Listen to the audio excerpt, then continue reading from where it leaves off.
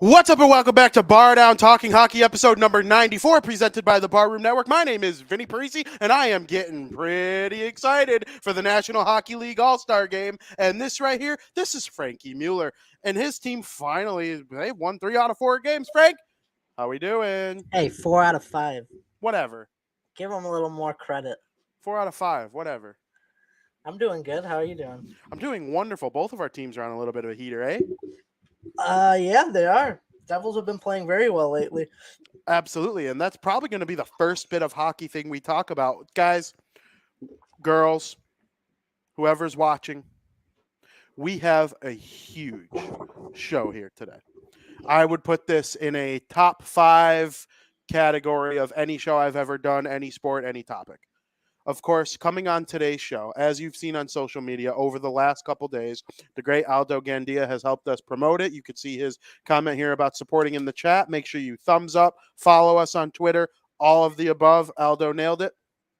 We have former NHL All-Star and beloved figure in the league, John Scott, coming on the show today. He will be here in the third period, ready to discuss all things hockey with Frank and I, and I'm very excited about this show. We have Tom in the chat saying, nice to see you. Nice to see you too. Thank you for tuning in. As always, we are excited to have each and every one of you here today. Frank, I think it's time we start talking a little bit of pucks.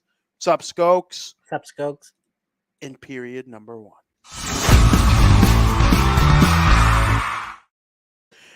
Welcome to period 1. Frank, we got a little bit till John Scott shows up. He's going to be getting here in the third period. Very, very, very excited about that interview later on in the show. The first thing I want to talk about, one of the hottest teams in the NHL.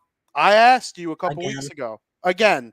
I asked you a couple weeks ago, are the New Jersey Devils starting to come back down to earth a little bit? They had a tough 2-week stretch there. Is there a team in the NHL so far this season besides the Boston Bruins that hasn't had a tough 2-week stretch? There hasn't been. Every single team in the league has officially had their lull, had their hot moment. Every team's going to win 25 games. Every team's going to lose 25 games except the Bruins. It's what you do with the rest of the games on the schedule this season. The New Jersey Devils are back. Yeah, they really are. They've won 5 games in a row. You know, we talked about how good they play on the road, and 4 of those wins came on the road. So the struggles really come when they're at home, but they've really been able to find the back of the net lately. In the 5 games that they've won, they've had at least 4 goals in each of them, and that was a big problem in their little lull. They weren't able to score willingly as they were early on in the season. But now they got a tough test tomorrow night with the Seattle Kraken, who've been fairly hot as well lately. So that'll be interesting to see if Vanacek could, shut the Kraken down. But I like what I see from them. And I think not necessarily getting hot at the right time.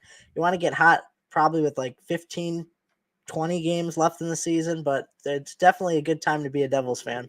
Absolutely. I want to see them just play well all season long. You don't need to win 13 in a row. Don't care about any of that anymore. Once you start getting up there and you're like having a chance to break franchise records, then you're like, all right, I hope they do it. But now I'm just like, play well, get into the playoffs. According to moneypuck.com, they have a 99% chance to make it to the playoffs, according to their statistics. The only team with a higher percent is the Boston Bruins, who, according to Money Puck, have a 100% chance of making it to the playoffs. I don't really know how you could have a 100% chance of something, because you have to leave yourself a little bit of an out in case, like, Bergeron, Pasternak, and Marchand all get hurt and the team just goes to hell in the second half of the season. I mean, that's unlikely. Of course, it's unlikely. Everything, is pointing in the direction of them being like a cup favorite, but the Devils, they're very good. I like what I see. Jack Hughes, you follow Dom from The Athletic on Twitter, Dom Luszczyszyn. He is a wonderful, wonderful hockey person to follow on Twitter. He makes these player cards, and the player cards are for people who like normal statistics. They're for people who like advanced statistics. They're also for people who like just driving conversation about certain players. He did a player card for Jack Hughes. And his player card suggested that if he were to hit the open market right now, he would be worth $15 million based on the fact that he's on pace for 49 goals and 50 assists for 99 points. And that's as a 21-year-old. Okay. What's he going to do when he's 28? So, getting paid $8 million is an underpayment in a lot of ways. He's just been absolutely magnificent, and he's getting better as the season goes on. Seems like he has 2 points in every game. He played like absolute dog poopy against the San Jose Sharks on Monday afternoon, and he scored a game-tying goal with 9 seconds left. He did. So, and he sure has been outstanding. He's point per game, Brat point per game. So the things are rolling for the Devils right now. You touched on the goaltending. I'm excited about that. You brought it up. Their next game is against the Seattle Kraken, who have, without question, been one of the best teams in the NHL this season. I really don't think there's any denying that. You thought they were going to be competitively bad. I agreed with you. Then we started talking about them being a lottery team in like late November. We're like, yeah, they're not going to keep this up. I actually think they're closer to being a lottery team than they are a playoff team. Well, I'm out on that. Okay, I firmly think they're a playoff team. Not only are they a playoff team, they're now 2 points behind the Vegas Golden Knights for the top record in the Pacific Division. Frank, talk to me about this Vegas Kraken battle. How pissed off are the other teams in the Pacific Division that these two teams that didn't exist 5 years ago are now battling for the top of the division? Well, here's the thing. The Seattle Kraken are playing phenomenal hockey right now. They're on a 2-game lull. Every team goes through it. Big game against the Devils. Let me tell you, this is a big test for the New Jersey Devils. If they could beat the Kraken, because I feel like the Kraken are hungry now after coming out flat for 2 games. They haven't been able to score like they did on their 8-game winning streak. So this is a big test for the Devils. But with that being said, they're just too inconsistent. And the thing between them and Vegas is finally getting healthy right now. They get Marchessault back. They're getting Eichel back. This team's getting healthy again. And when they're at full strength, we know how deadly they could be. I mean, look at last year. They weren't at full strength and they missed the playoffs. And then they come back this year and they're first in the Pacific Division. But when you look at the Kraken, they don't have what Vegas has. I would go out and say that the Seattle Kraken have a 0% chance of winning the division. I would say there's no chance that they win the division just because they're too inconsistent and they don't have that X factor on the team. You look at their team. Here's their top 6. You got Burakovsky, Beniers, Eberle, Donato, Wenberg, McCann. That's not a top 6 you're going to win a division with. It's just not. They don't have that X factor. Their biggest X factor right now is Martin Jones, who's playing out of his mind. Or at least he was in that 8-game win streak that they have, which, by the way, they became the first team in NHL history to win, at least 7 road games of 7 or more on a road trip or something like that. So, I mean, that's pretty fantastic too. But like I said, without Martin Jones, they don't have that X factor. They don't have what it takes to win a division. They don't have a Pasternak. They don't have a Kane. They don't have a Crosby. Beniers is playing fantastic. Obviously, he's an all-star. But is he that X factor right now? I wouldn't say so. They don't have the core to win a division. So I would go out and say that this is Vegas's division to win. Seattle's going to come down to earth a little bit. And while I do think they're going to be a playoff team, I don't even think they're going to finish second in the division. Very interesting. The Pacific Division is certainly very interesting. I know they are on a 2-game lull. Edmonton figured it out against them yesterday. I'm trying to remember who they lost to on Monday. They lost to someone. They beat Chicago on Saturday. They lost to someone on Monday, but I'm drawing a blank. It might have been, I don't remember exactly, but I think I have some notes on them because they are playing the Devils. I tweet about the Devils' next opponent frequently, and their leading scorer is Burakovsky, who has 37 points. McCann is their leading goal scorer with 22 points. And I also wrote, watch out for Matty Beniers, who has 17 goals, 19 assists for 36 points in 44 games played. And then one of Martin Jones and Philip Grubauer will be in the net. I'm assuming it will be Martin Jones just because Grubauer and Jones split the back-to-back on Monday and Tuesday. Yep. But I will say this. Vegas really didn't have an X factor in 2018 19 either, or no, it would be 17, 18. Wild Bill had 40 goals, but he only had like 68 points or something. Like he wasn't like a game breaker all around, make everyone around him better. He was a product of a high shooting percentage, some pretty good playmakers around him, and he potted 40 tucks. And listen, I think Vegas is going to win the division too. But I kind of like how Seattle does. They don't have a point per game player, but they have everybody contributing at a relatively decent pace. They have more above average players than every team in the Pacific Division except for Vegas.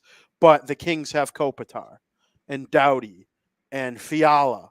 Whereas, even a bad team like the Ducks have Trevor Zegras and Troy Terry.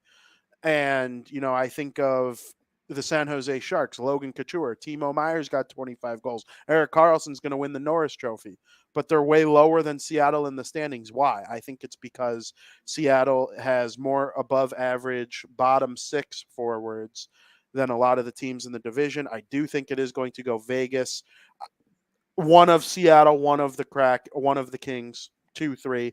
That'll probably be the first round. I think it will be an extremely exciting first round, unless Edmonton starts going on a run here. I know they've been playing a lot better lately. McDavid will have 40 goals by our next show, I assume. I legitimately think he might get to like 65, 70. I mean, I'm this guy. I mean, I don't know what he's going to do. I'm not putting a cap on anything McDavid does. I'll argue with Ovechkin or Crosby or Hughes any day of the week. I'm not getting into any McDavid arguments just because like anybody who thinks they know is just wrong. I talked about it with a pal of mine last night. If McJesus wanted to score 100 goals and just refused to pass to anybody all season long, I legitimately think there's a chance he could. If he went into next season saying, I want to score 0 goals but have 150 assists, I believe he could do that. I'm being dead serious about this stuff. I'm not arguing about McDavid's potential point totals anymore. Now, Frank, another team in the Western Conference that I wanted to get to here, the Colorado Avalanche. They are the first team out of a postseason berth in the Western Conference right now, but they're not within a game or two.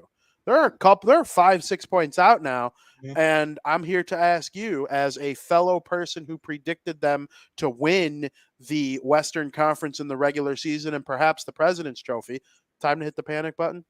No, not at all. Not worried one bit. They're actually 4 points out, but they also have they're 3 games in hand on Calgary and 2 games in hand on Nashville, which are the teams that they're currently chasing right now. They've just been playing really inconsistent hockey. They lost to the Blackhawks and they lost to the Canucks. And man, the Canucks they're a dumpster fire right now. But they beat teams like Ottawa and Detroit, which is like, okay. I mean, you're supposed to beat teams like the Vancouver and the Blackhawks. Those are key games when it comes down later in the season. When you're 2 points out of a playoff spot and you look back and you're saying, hey, we lost to the 32nd place Chicago Blackhawks, then it's like, whoa, that was the difference maker in our season. And it's not like their top guys aren't producing. Nathan McKinnon, Mikko Rantanen, Cale Makar, they're all producing. It's just the other pieces of the team that haven't really clicked yet. Nikushkin's back in the lineup. He's a big factor. I know Nathan McKinnon made a comment that there's only one Nikushkin. And it's right. First game back, they get a win. Back in the lineup, it makes a difference. Didn't net any points, but it doesn't matter because his presence on the ice and the stuff he does to, mess around with the other team and get in the passing lanes and stuff like that make a difference. And they won their first game back. Also, not many people remember how much of a key piece Kadri was to the Colorado Avalanche and them winning the cup. This is a man with 35 points. He's got 17 goals and 18 assists. If the Colorado Avalanche had that back on their team, we're talking about they could have 6 to 8 extra points right now. And we're not even having this conversation on our podcast because they're well into a playoff spot. I mean, they've gone through it. They've had a lot of injuries. They lost a lot of people in the offseason. This is a different Colorado Avalanche team. I did think they were going to win the division. I did think they were going to win the Western Conference, but I didn't think they were going to have a year like they did last year because last year was something special. But this is a team that kind of reminds me of Tampa Bay, a team that may finish, they might get hot, may finish fourth, third in their division, right? Make a playoff spot, but then just make a run to the cup. That very well may happen here. So we'll see. I'm not hitting the panic button by any means because I think the standings right now are a little fabricated. And I'm going to use that word again when we talk about the Blackhawks later on. But yeah, I think that I think there's no reason to worry if you're a Colorado Avalanche fan. Very interesting analysis. We said the same thing about Vegas last year and about Tampa Bay the year before they won like a record-breaking games when Hedman and Stamkos were both hurt and they just kind of missed the playoffs by a point. But here's the difference with Vegas last year and Colorado this year is Vegas had a lot of injuries last year and they really never got healthy. But the Colorado Avalanche are having players come back and they're getting healthier. They are. I agree with that. The team as a whole hasn't been so consistent to me that I'm not just because of the laundry that they wear thinking like, oh, they're just going to make it. Like they're the Avalanche. I'm worried. I am worried personally because I look at what I'm seeing. They're 22, 17, and 3 of the teams that aren't in a playoff spot. They are the only one with a positive goal differential. That could arguably mean nothing because the Minnesota Vikings were the third best team in the NFC this season, and they had a negative point differential because they won their games all close and they lost all their games by a lot. But, that happens sometimes. Like the Kings are well into a playoff spot, and they're the only team in a playoff spot in either conference that has a negative goal differential. So, I mean, that stuff arguably means nothing. It's about winning games. Listen, if Colorado sneaks in at the end, of course, they're going to be dangerous going in. It just wouldn't surprise me very much if the Avalanche missed the playoffs by a point or two. It'd be a little bit surprising, but then again, it seems like whenever a team wins a championship, the next year they come out flat. So is this another case of that? I mean, it could be very well, but I don't know. I mean, those games in hand the standings are a little bit deceiving right now. I mean, yeah, you see them out of the playoff spot, but they got 3 extra games and 2 extra games on teams in front of them. And you look at every team in the Western Conference, they got some of the least fewest games played in the entire Western Conference, and maybe even the league. I haven't checked the Eastern Conference, but yeah, those points will make a difference. And if they had those 3 extra games played, I think it'd be a lot closer than people think in the standings. Yes, the defending Eastern Conference champion, Tampa Bay Lightning, and the defending Western Conference champion, Colorado Avalanche, are tied with the Chicago Blackhawks for the least amount of games played in the NHL at 42. I will say this.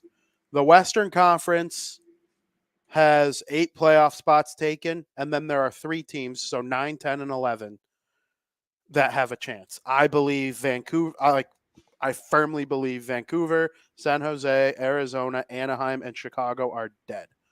That final wild card spot will go because I think Edmonton's about to get hot here. I really do, personally.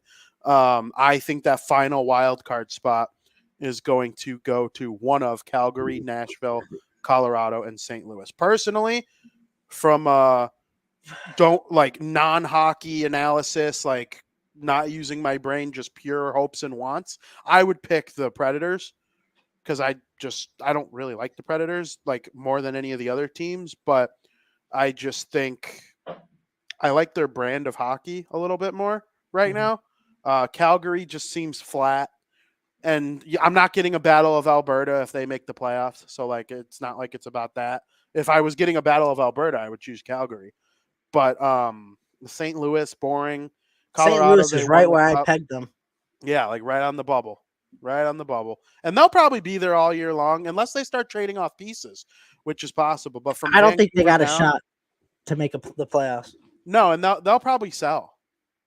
Yeah, I could see them trading O'Reilly. Buyers. Yeah, I could see them trading O'Reilly or Tarasenko.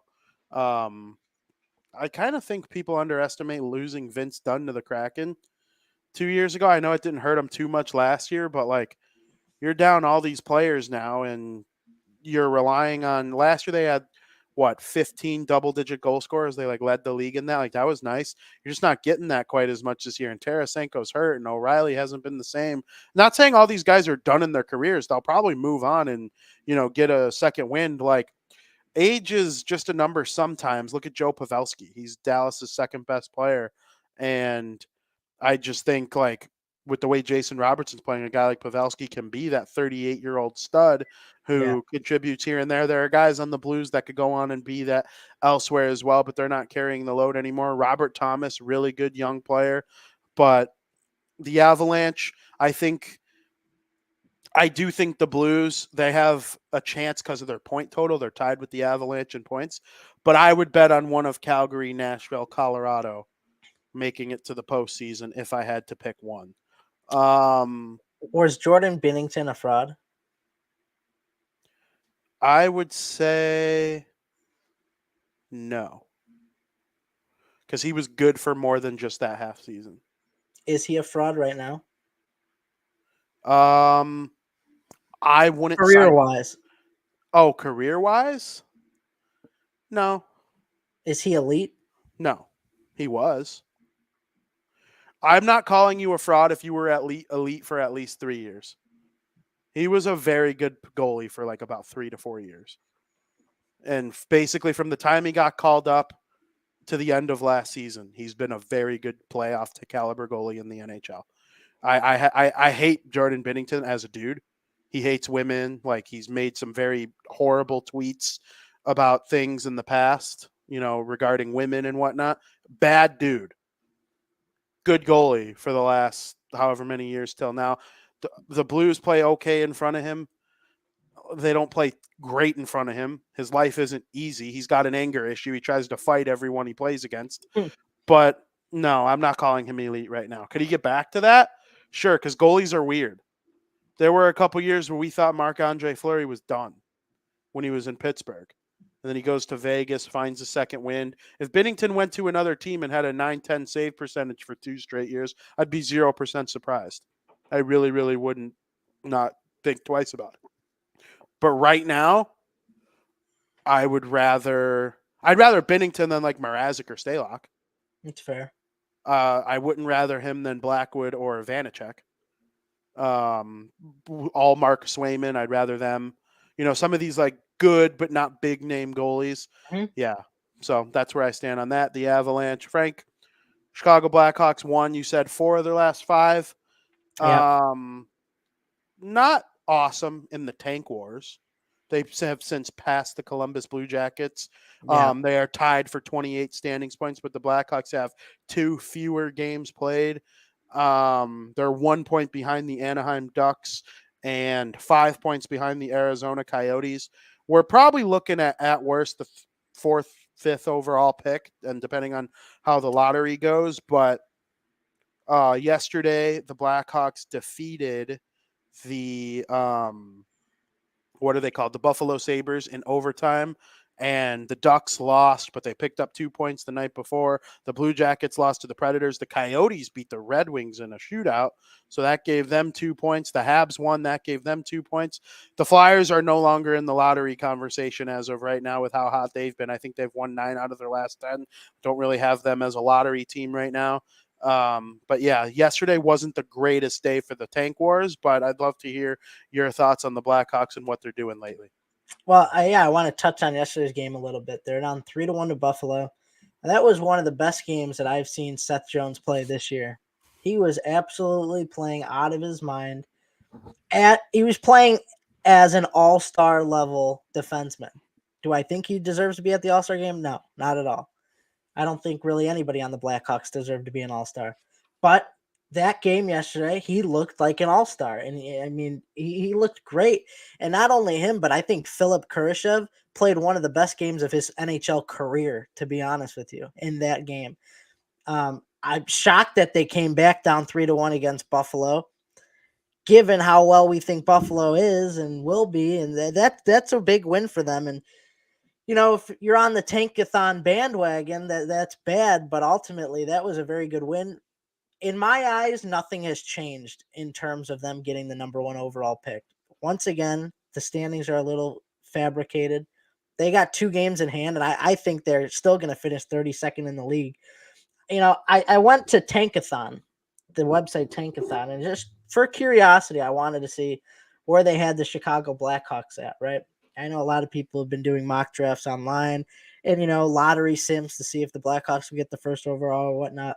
Well, they got, if I was reading this correctly, they have the Blackhawks at the third best odds at 11.5%. I strongly disagree with that. They have Columbus at a 25.5% chance. I strongly disagree with that. And I don't know where they get these numbers because statistically, if you're taking games in hand, the Blackhawks are technically in 32nd then, in my opinion. I don't think like those 2 games in hand may make a difference. Yeah, they may jump them a little bit, but having the third best odds and not even like the second best odds, to me, that's just a little surprising. And I'd like to hear your take on that. The problem is they probably look at the schedule and like what is ahead of you the rest of the season. How many more games do you have on the road? How have you been on the road? There's probably so much more math. Blackhawks have 62.5% of their remaining games are on the road. Yeah, so that makes it harder. Or that Right. It depends. The league, the Tankathon might see that as easier for them, though. I don't really know their home versus road record. Like if Tankathon saw that the Devils had 62 more percent of their games on the road, they would probably use that as a favorable argument for them.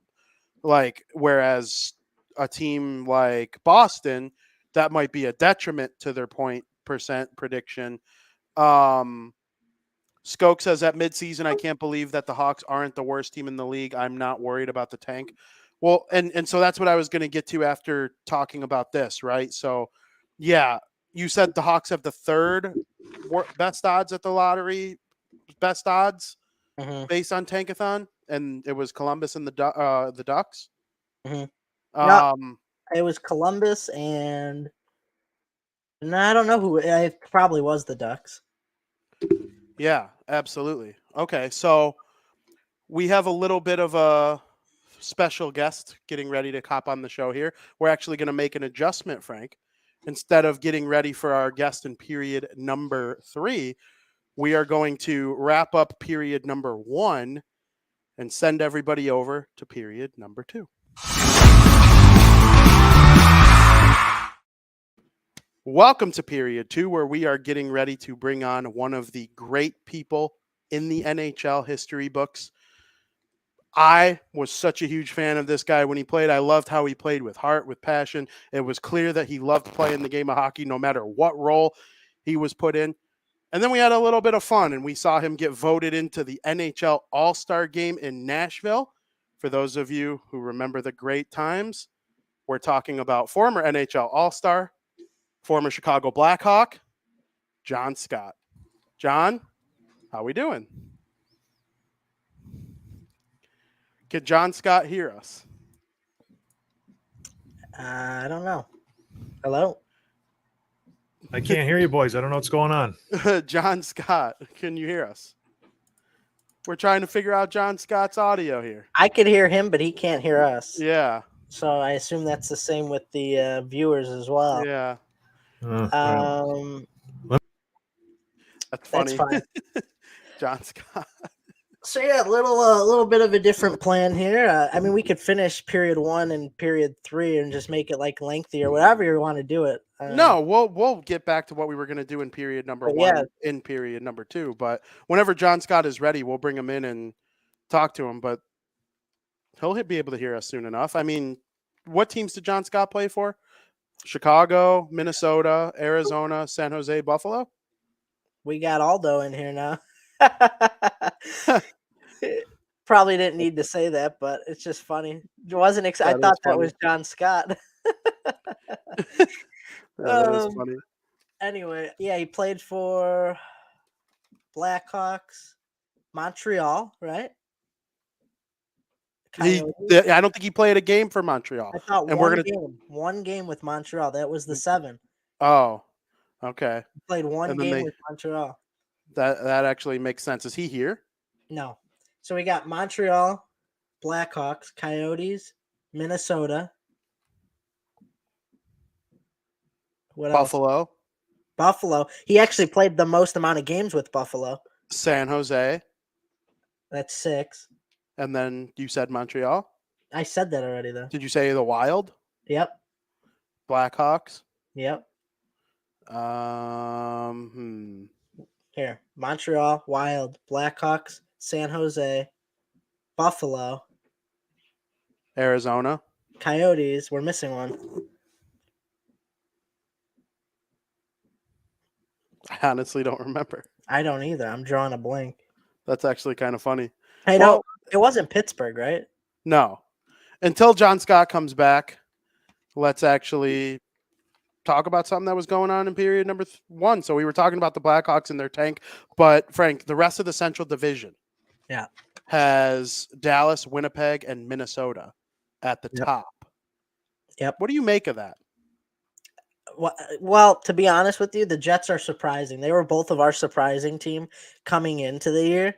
And that's what they are. They're tied for first right now, and there's no leeway. No team's got a game in hand between Dallas and Winnipeg. They both got 59 points, and the Wild, who started out slow, have actually impressed me a little bit that they're jumping and now third in the division. I don't think they're going to contend for the division. I actually believe this is the Jets' divisional win. They've impressed me more lately than Dallas.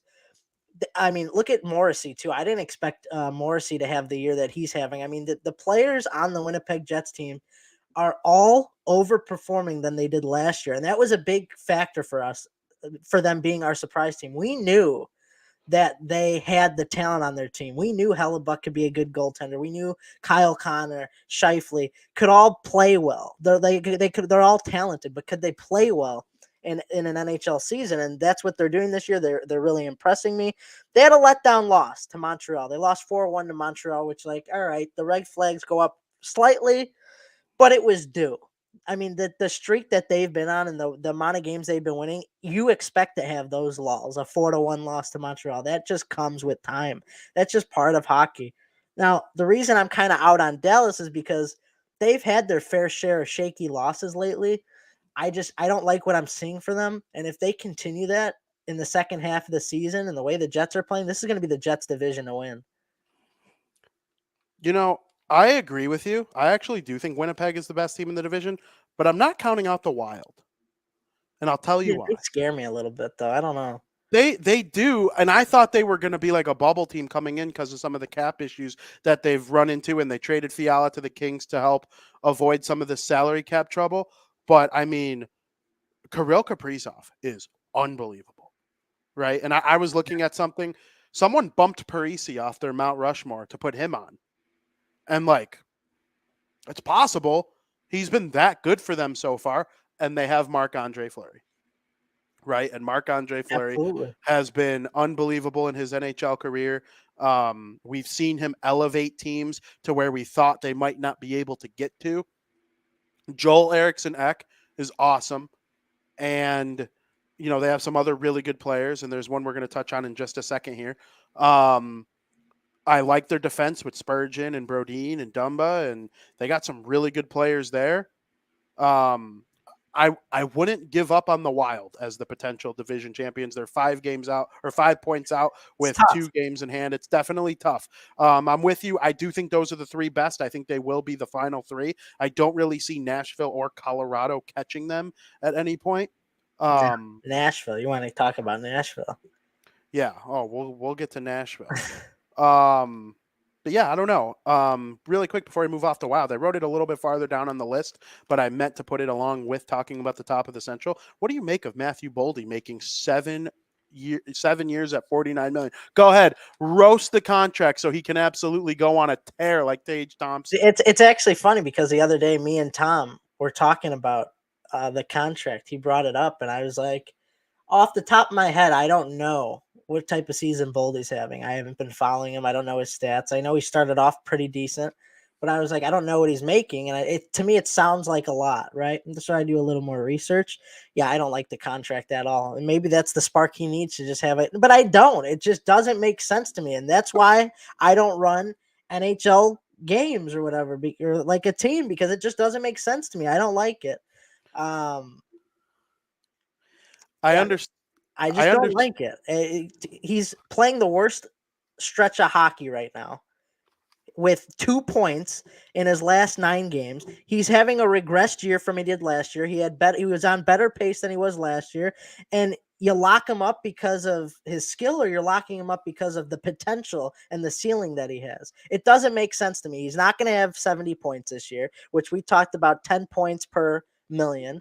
I just don't like the contract. I understand what you're saying. I just think it's clearly an issue of where is Matt Boldy going to go in his career? So you're locking him up because of potential. You're giving him a big contract because of the potential that he has. Yeah. So like the Devils locked up Hughes at $8 million before he ever had like a 40-point season. Right.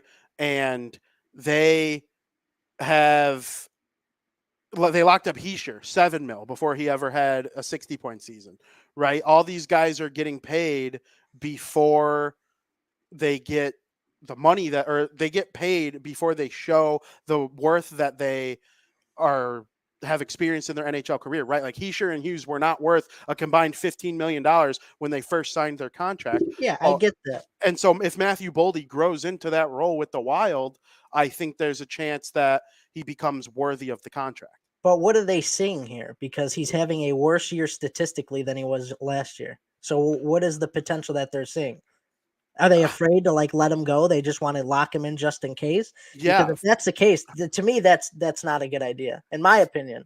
First round talent, high pedigree. No, I know what you're saying. First round talent, high pedigree. There are all sorts of things that are going to the decision. But Frank, we are going to put this conversation about the Minnesota Wild on hold to bring in a former member of the Minnesota Wild, former NHL All-Star, legendary moment in NHL history when he scored 2 goals in the All-Star game in order to become the All-Star game MVP. One of the funnest stories in the history of the National Hockey League. Of course, I'm talking about former Chicago Blackhawk, former Minnesota Wild, Buffalo Sabres, San Jose Sharks, Arizona Coyote, Montreal Canadiens, John Scott. John? Holy, that was quite the intro, fellas. Thanks for having me. Boy, oh boy. It's embarrassing when you list them off like that. How is that embarrassing? You got to play in the show for how many awesome teams? It's not like, we're naming off the Rochester Americans or the Kitchener Rangers or any of the teams that Frank and I would get stuck playing for. Suitcase, some people call me, but I'll take it. It's a lot of good hockey teams. Thanks for having me. It had to be fun traveling to all these different teams and states and countries. You played I think you played 1 game for the Canadians. Am I right? Just one game. That's right. Yep. So I mean, it was fun. My wife hated it. She was the one who took the brunt of the traveling, because I would just jump on a first class flight and go wherever we wanted to, but she had to just pack up everything. But anyways, we don't want to hear about that. It was fun. Thank you for having me on, you guys. Absolutely. Thank you so much for joining us. We've been big fans for a long time. When I told Frank here that you were going to come on, it was just a big, exciting moment in our life. But we're going to start off by asking you, how's it been post-retirement? How you feeling? How's the body? How's it all going for you? The head's good. That's what everybody always insinuates. Like, you got a bunch of concussions. You're, brain dead. No, my head's doing fine. Body's, not great. My hip pops out of joint every few weeks and I just collapse to the ground. My hands are a mess in the winter. It is what it is. You play pro hockey for 12 years. That's what happens. But all in all, man, it could be a lot worse. I understand that you have your own podcast, the Dropping the Gloves podcast. Very interesting. Obviously, I know where the name comes from. You're a big fighter in the NHL. But what is the meaning behind it? Where did all the details come? How did it come to fruition? Talk more about it. It came to fruition because I retired and I got a few offers to go work for the bigger companies, TSN, Sportsnet, that sort of thing. And I didn't want to move to Toronto for whatever it's worth. My wife was tired of moving around and I just didn't want to do it. So we were like, how do you stay in hockey? Everybody's got a podcast. So let's just start a podcast. And we started it 3 to 4 years ago. We're big in the States, not so big in Canada for whatever reason, but it's fun. I get guests on, I get to chew the the fat with all those guys still in the league. I get to meet these rookies. We just had Mo Sider on. We had Seth Jarvis. We get to talk to this young superstars, and they're pretty fun. They're a better interview than the vets who are just these monotone, incredibly boring interviews. So, but it's fun. Yeah, we had Ryan Graves from the Devils on. He was a good guy to talk to. So it's just a way to stay in hockey, What That's was awesome. Wait, but what was the guy you just interviewed from the Red Wings? Who was it that you had on? Oh, Oscar Soderblom. Oh my God, you had me laughing when you said you don't think he could bench 300. I thought that was hilarious. I think he's lying, and there's no way, because he's 6'8". There's no way he puts up 300 pounds. I think he even said something silly like 350. I'm like, no way. Like, you're lying to everybody here, Oscar. But he said he could. So I'm gonna have to go down there and see if it's a fact or not. You got to check the legitimacy of that, John. I think the reason you are so popular in the States is because you're not. I'm not saying they're bland in Canada by any means, but you definitely bring something that is not what we're used to from hockey players in the United States. When I went to a Red Wings Flames or Maple Leafs game a couple years ago, and I'm with a bunch of Chicago Blackhawks fans, right? And I said, you're not allowed to wear a Blackhawks jersey. The Blackhawks aren't playing in this game. I'm not standing near you if you wear a Blackhawks jersey. What does my cousin wear? A shirt with your face on it. And I like you resonate with people. Does that mean that's got to be pretty cool? It's humbling, right? Because I think I'm just like you, Vinny and Frank. I'm a fan of hockey. I enjoyed watching it growing up. I think I just kind of hit the jackpot and just somehow made it to the NHL, and I was pretty good at fighting. And that's all it was. I was not a great hockey player, but I was, tall and could fight, and I managed to stumble my way through it. And the All-Star game happened, and then I just kind of blew up. So yeah, it's neat, when you walk around a town like Chicago or whatever, and people still recognize you and they want to stop for pictures and stuff. It's cool. I'm not going to lie. I really enjoy it. So I'm sure you get that now with this fancy show you got here. You guys get recognized all over town and the country, and we're the same, you guys. I love it. I love it too. You got to live out your dream as a hockey fan. And I would sign up for the career that you had, because I have no career in the NHL and I rather something rather than nothing. So, I mean, it is great, and it's a great story. And you had a great career in terms of, that you got to live out your dream. But we mentioned that you played for 7 different teams, right? But you signed with the Blackhawks in 2010, 2011 to a 2-year deal. What was the feeling about coming to the Blackhawks after they just won the Stanley Cup in 2010? What were you feeling like? Okay, I'm going to the Blackhawks. They just won a cup. Am I going to help them do it again? Like, what was your mindset going into that? Well, I was like, let's get sized up for rings. You sign that contract, you see the guys who they have on their team. Like, it was a no-brainer. I was about to sign with the Edmonton Oilers. Literally, like, had the contract, 2-3-year deal with the Oilers for more money. And Stan Bowman called my agent and he said, hey, we want John to come here. We think he'd be a good replacement, fit maybe a forward defensive role. What do you think? And they offered me substantially less than what Edmonton was offering me. And just the fact that you can play on a winner and go and be around that Stanley Cup pedigree, it was a no-brainer. Rather, I go to Edmonton and just suck, because that's when they were just collecting first overall draft picks and they were still atrocious. So it was exciting. You go there and you want to win, and you're just surrounded by Kane, Taves, Hossa, Sharp, Campbell, Seabrook, Keith. Like, it's a murderer's row of talent, and it was fun. Like, we had a good couple runs there. We just couldn't figure it out, and they of course won a Stanley Cup as soon as they traded me. But what are you gonna do? And I've heard from multiple people that they should have signed me and not signed Bowling. I was whatever. I'm not gonna. It's water under the bridge, but it was fun to play there for 2 years, and I'd go back to Chicago, and it's fantastic. We have a question in the chat. Have you ever considered being a part of a celebrity boxing match? And if so, who would you like to fight?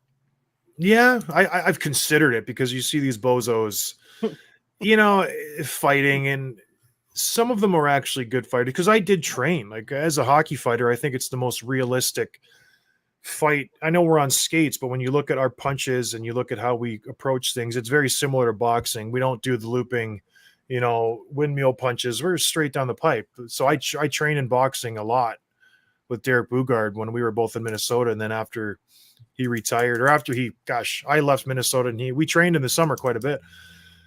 But to answer the other question, who would I fight? Like I think I would.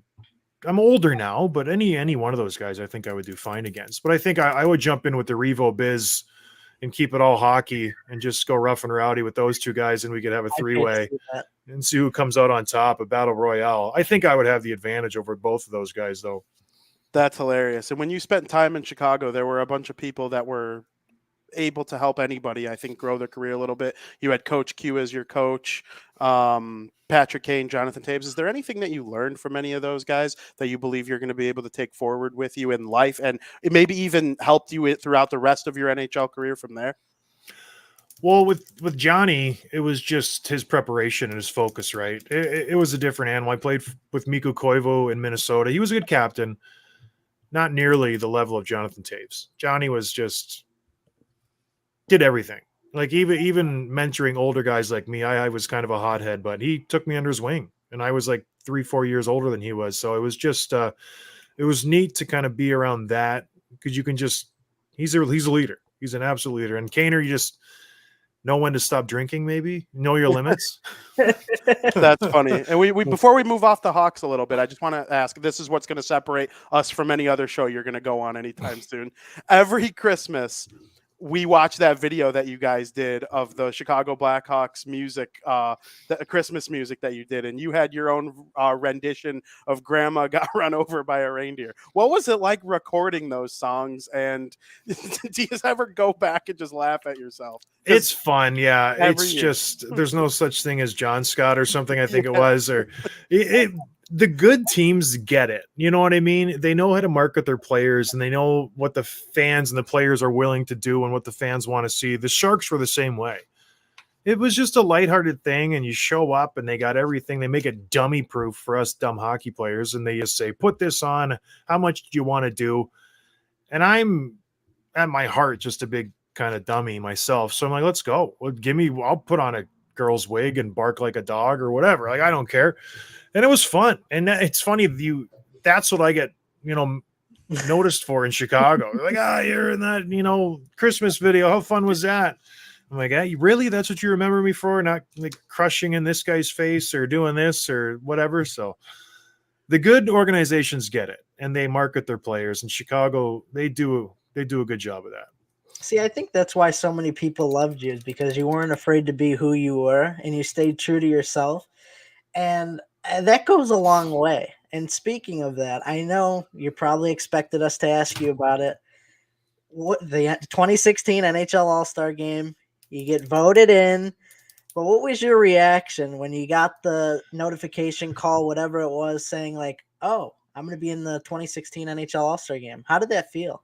Well, when I got the actual okay check mark, you can come, I was sitting in a hotel on the road with the St. John's Ice Caps. So I didn't get the final okay, you can go until then. There was multiple conversations between the NHLPA, the NHL, myself, my agent, everybody, and then no one knew what to do, because I was sitting in a hotel room in like Rochester, like you mentioned, just like, what the hell's going on here? But it was when you finally do get that okay, I think it was Matthew Schneider who called me, because he was the head of the PA or one of the higher ups. He's like, all right, you can go. Like, if you want to go, you can go. And I was like, hell yeah, let's go. I was like excited, because I had been through the whole month leading up to it of them just like getting me traded, getting me sent down, all this stuff. And I was like, all right, time to go. Like, let's go have fun. Yeah. And you could be honest. You could answer this however you'd like, but like, were you pissed off?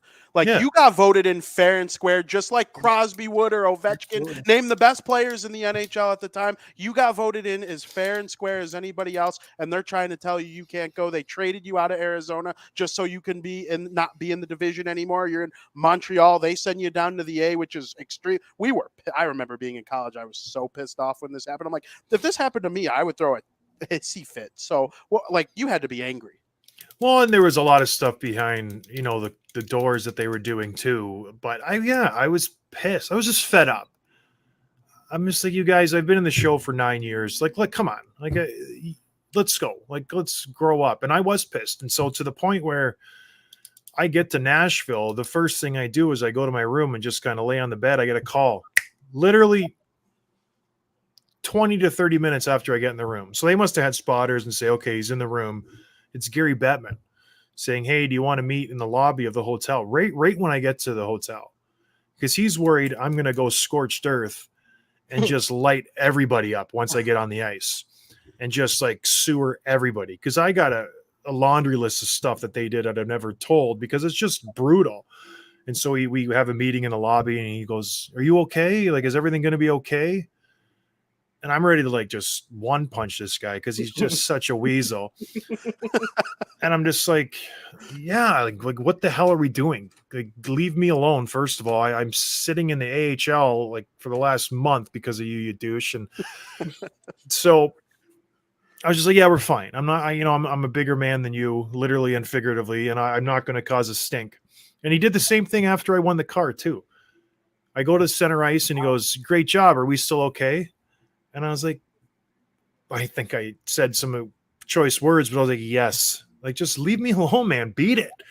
And they were just nervous that I was going to cause trouble. But I was just pissed, but then relieved that I was there. And I can just go in the locker room, have a beer with the guys, and then go play hockey. Because that's what it was all about. It's about having fun. It was like, it's the All-Star game. It's nothing serious. Yeah, that's the whole point of it. I didn't realize that Bettman was kind of being a dick about the whole thing. Like, I mean, Frank, yeah, you have no idea. Well, no, I mean, I don't like him I don't like Gary Bettman by any means, but the fact, like, you earned it. I mean, you were voted in, you earned that right, then just don't have a vote if they're going to make us think about it. So I would be upset too. I would never rescind my spot to be in the All-Star game. If the fans wanted me in, like you said, John, it's supposed to be a good time. It's supposed to be a fun time, and that's what you gave them. And I clearly saw when you were out there on the ice, you were having the time of your life. You were, it was very fun experience for you. But did you feel any pressure? Oh gosh, yeah, like, Frank. Yeah, it was the most nerve-wracking game of my life. The skills competition the night before, I was shaking. I did one event, the hardest shot, and I was like literally shaking. I couldn't even get a good shot off. Usually I can hit 3 digits. Like, I'm a big guy. If I lean into it, I think I hit 98, 99, and I was like, oh, thank gosh. I didn't come last. But all eyes were on me, So it's just like, don't screw up, basically. So it worked out. It worked. The night before the game, I was just the rock star in Nashville. So I was late to the game, the All-Star game itself, because I went out the night before with Pavs and Buff and all these guys. And every bar I walk to, I'm head and shoulders above everybody. So they're throwing me shots, like, in beers and stuff. And I'm just taking full advantage. And I was late to the game. I don't know if I've ever said this, but yeah, they called my hotel again. It was like an hour before puck drop. And I was passed out sleeping because I didn't get any rest the day before. And they're like, oh, geez, John's not coming to the game. He's going to have some kind of protest, but no, it was a good time. It was a lot of fun. Once I got past that skills comp, I'm like, all right, I got that out of my system. Let's go have fun. And sure. It was a good time, man. I'm not going to lie. We had some fun. That's awesome. I remember being a little annoyed that they made you wear the black version. Oh, so dumb. So I didn't know that was going to happen until I got there. And it's just typical geek, like, just always gets the last say, Bettman. It's like, just put the Canadians or the Arizona logo on there. They do it just to embarrass me one last time. And I'm just like, I walk into the room, everybody's got their gear, their hats, their sweaters, their shorts, everything's got all their logos, their numbers, everything. And mine has this stupid NHL logo. And you know what else is funny? I did try to put on my Ice Caps jersey for the skills competition, because I was like, screw you guys. I'm going to wear my Ice Caps jersey. And I had one in my bag. You can't do that. You can't do that.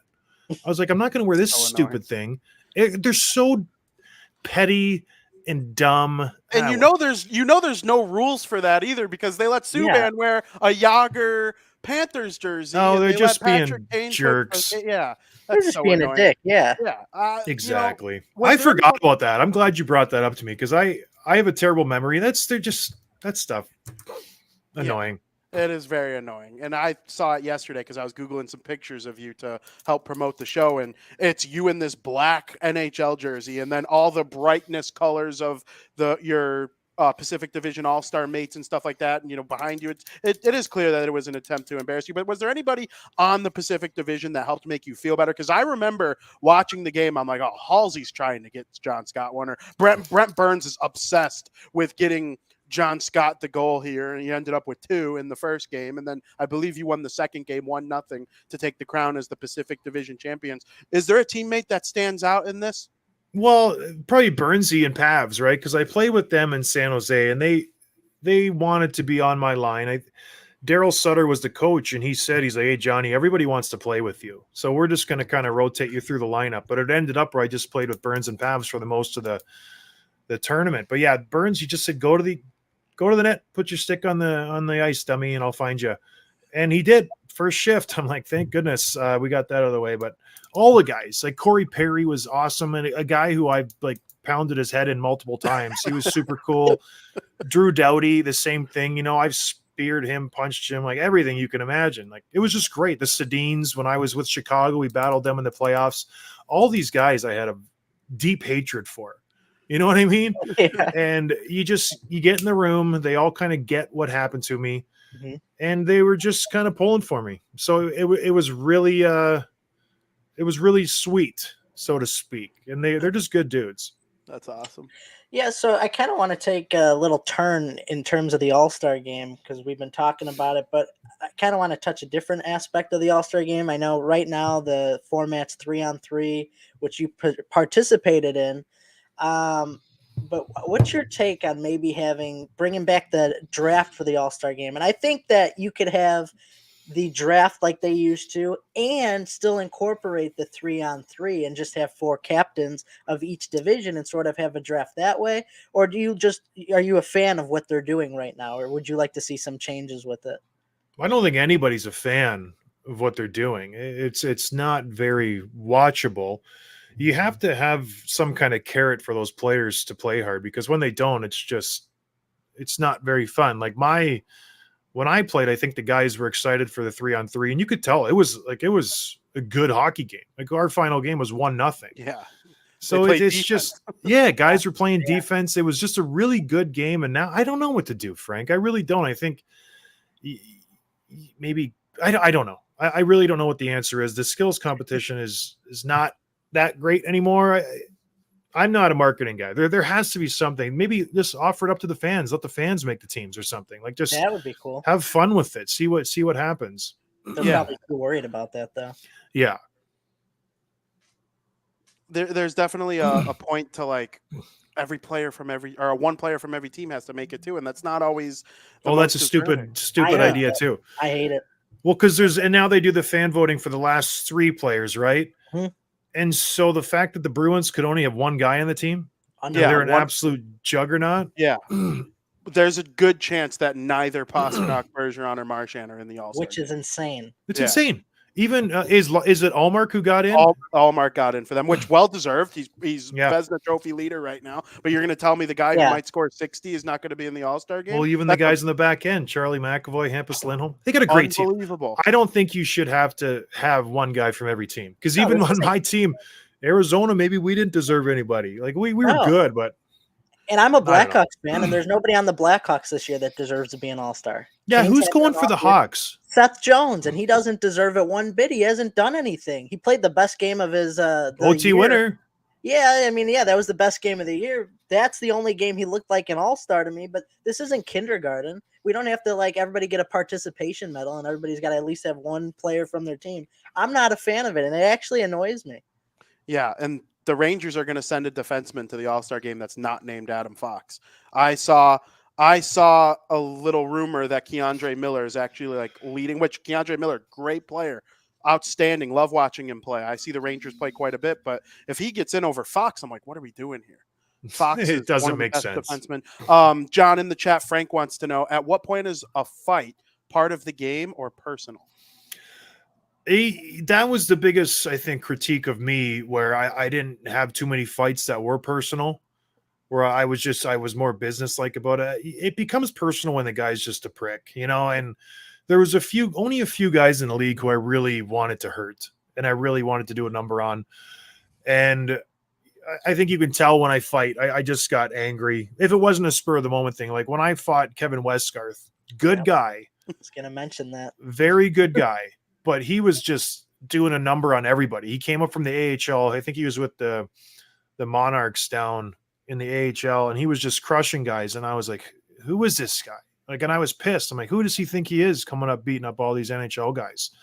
So I went into that fight really pissed for some reason. And it was a good fight for me, but other fights, there's no jam in it, and you can tell. So I was one of those guys where I needed a little bit of motivation to fight. Like when Fraser McLaren, there was always that, battle there. I really enjoyed fighting him and going against him, but then other fights, I just couldn't get up for it. Like you fight Cam Jansen 10 times and it's like, Cam, you're not hitting me, Cam. Like I get it. You're going to like 2 minutes and you're not going to hit me once, but I don't know. Some guys would fight angry all the time, but I just didn't know how they did it. So it's funny that you brought up Westgarth because I was going to ask you about him because you were in a Blackhawks uniform when you fought him against the LA Kings. And that's one of my favorite fights, I think, because you just opened him up, man. He was bleeding, and it was a great fight.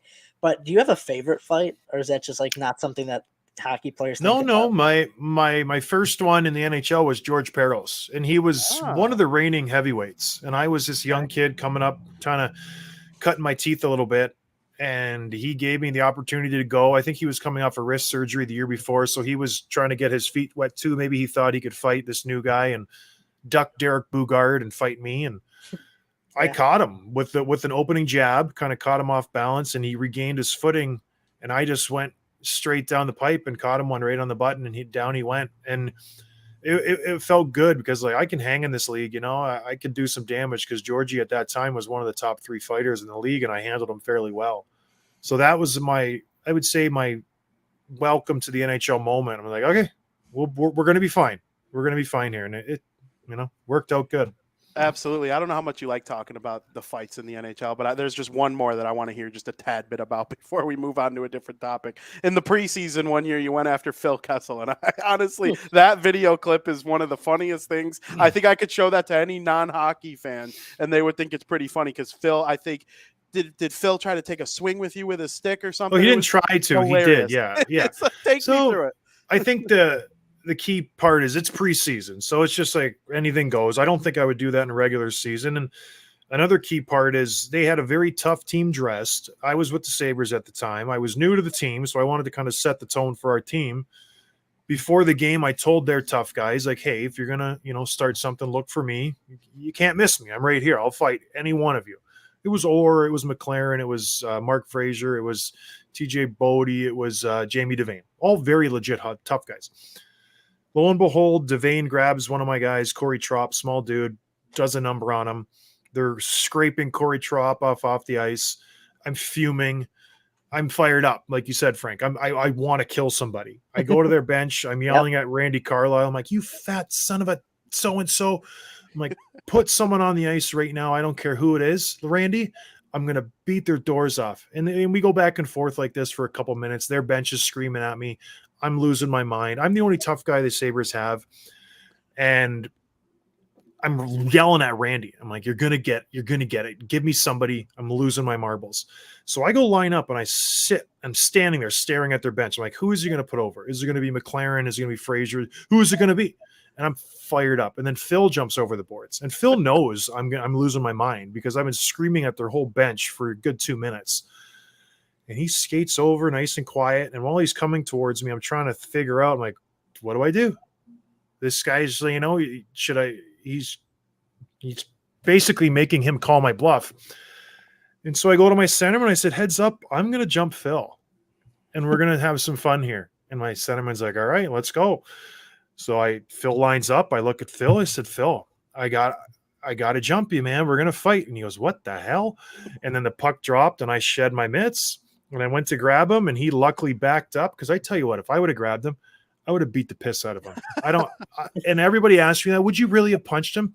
I would have pounded his face through the ice. He was this close to ending the consecutive streak because of John he Scott. was. No, and I would have. And I was so pissed.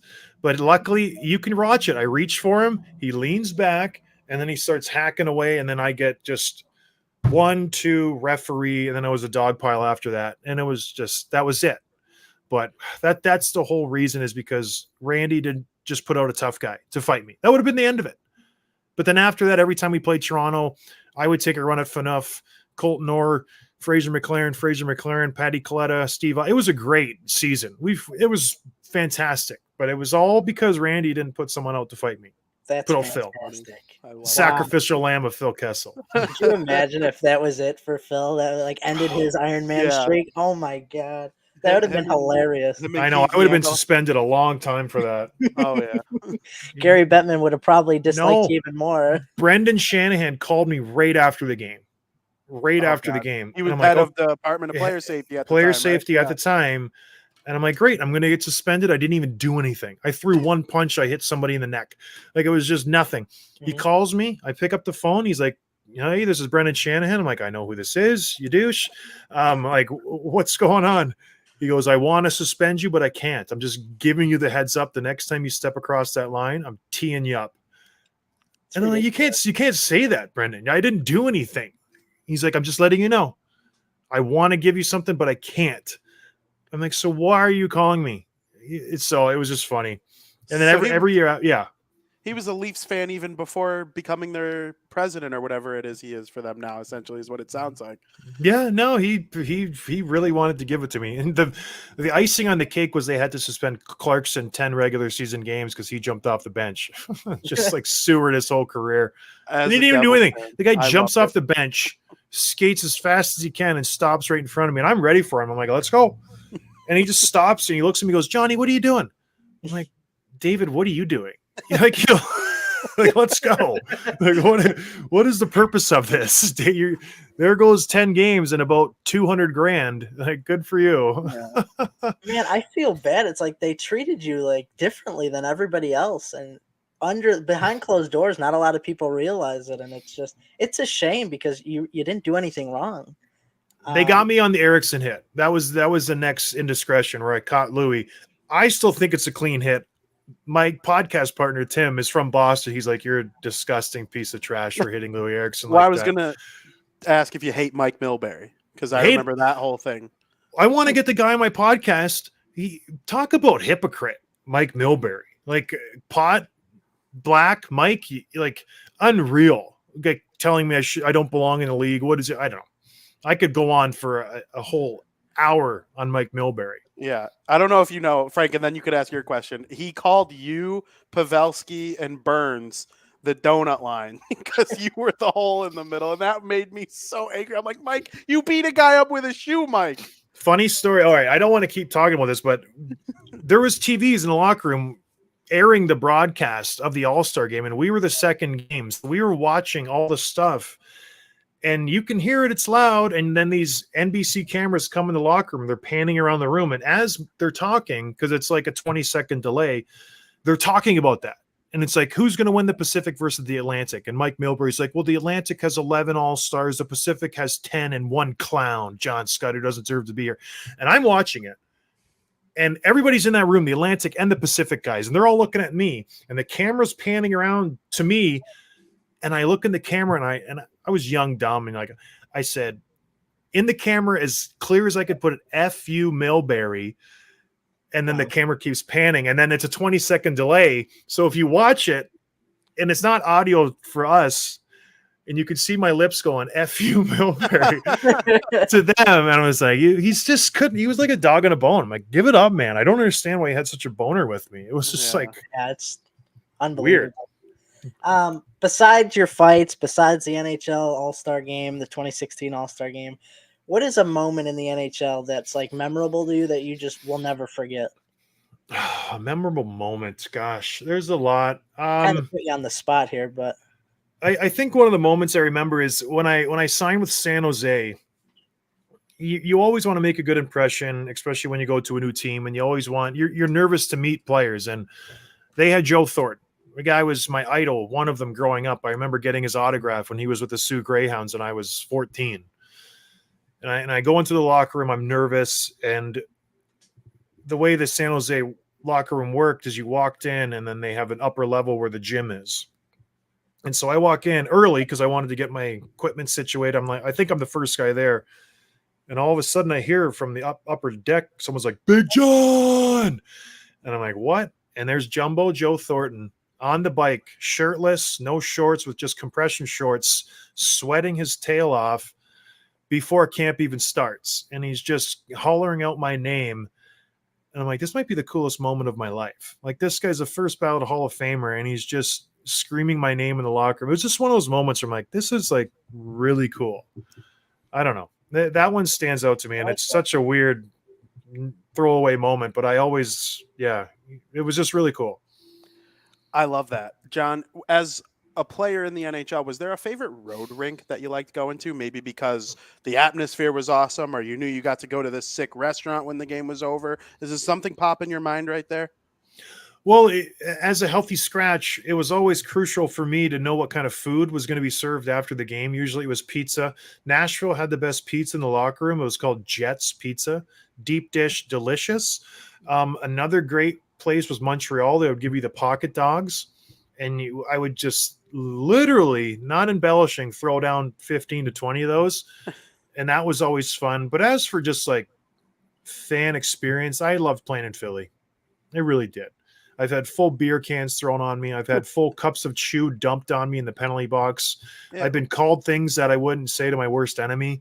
It's just fantastic. Like, that kind of environment, I love it. Thrive under. You know, you beat up one of their tough guys and you go to the bench, just double finger salute to the fans. It's great. That's hockey to me. Just the passion, the hatred, and the Philly, just it oozes from them.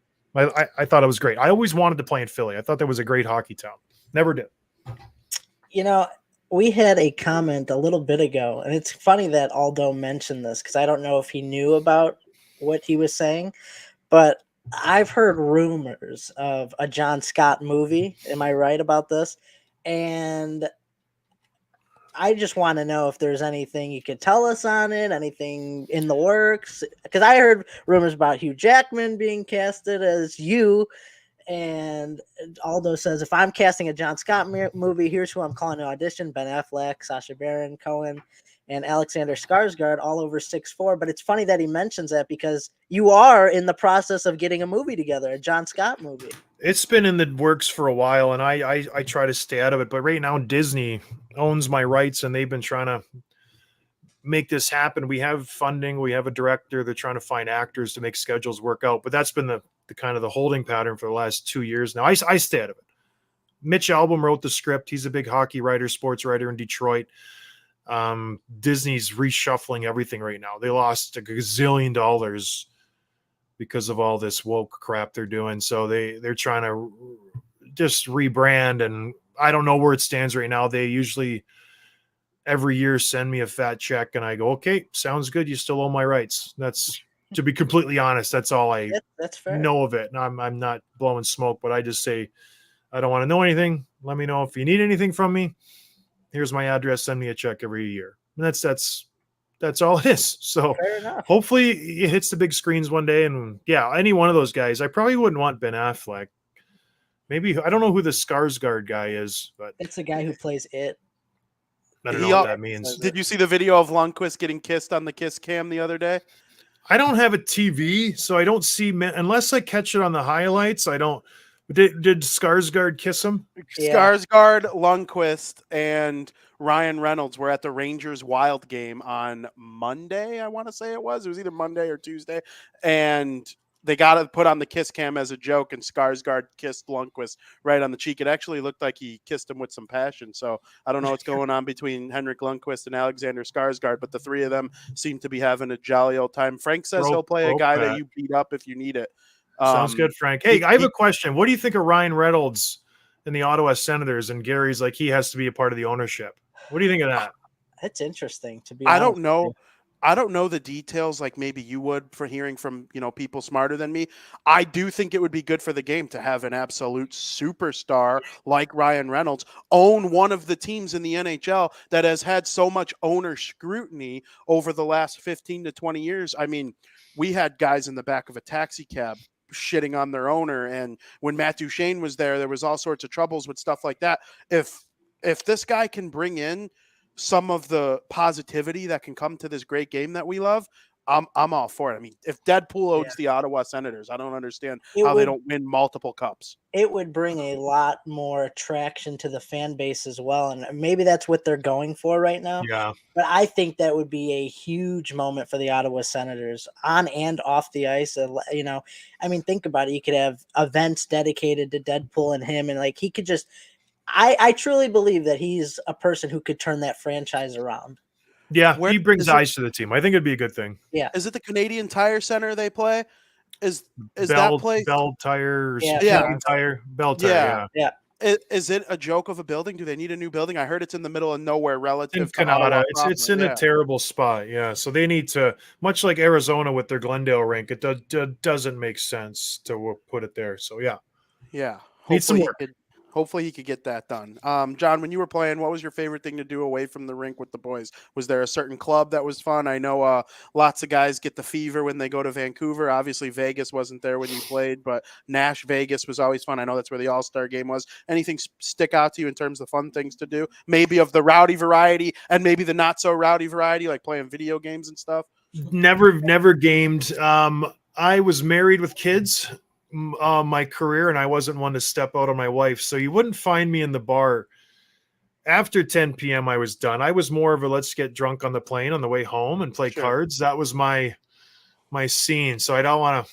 I'm not very exciting when it comes to that side of it, Vinny. But I can tie one on. But I was more of a let's sit in the corner and have a beer and let the young kids dance. When we would go to Vegas, that's what I would do. I wouldn't be dancing on the tables. I was just I'll drink my 18 beers and just sit in the corner and have a good time.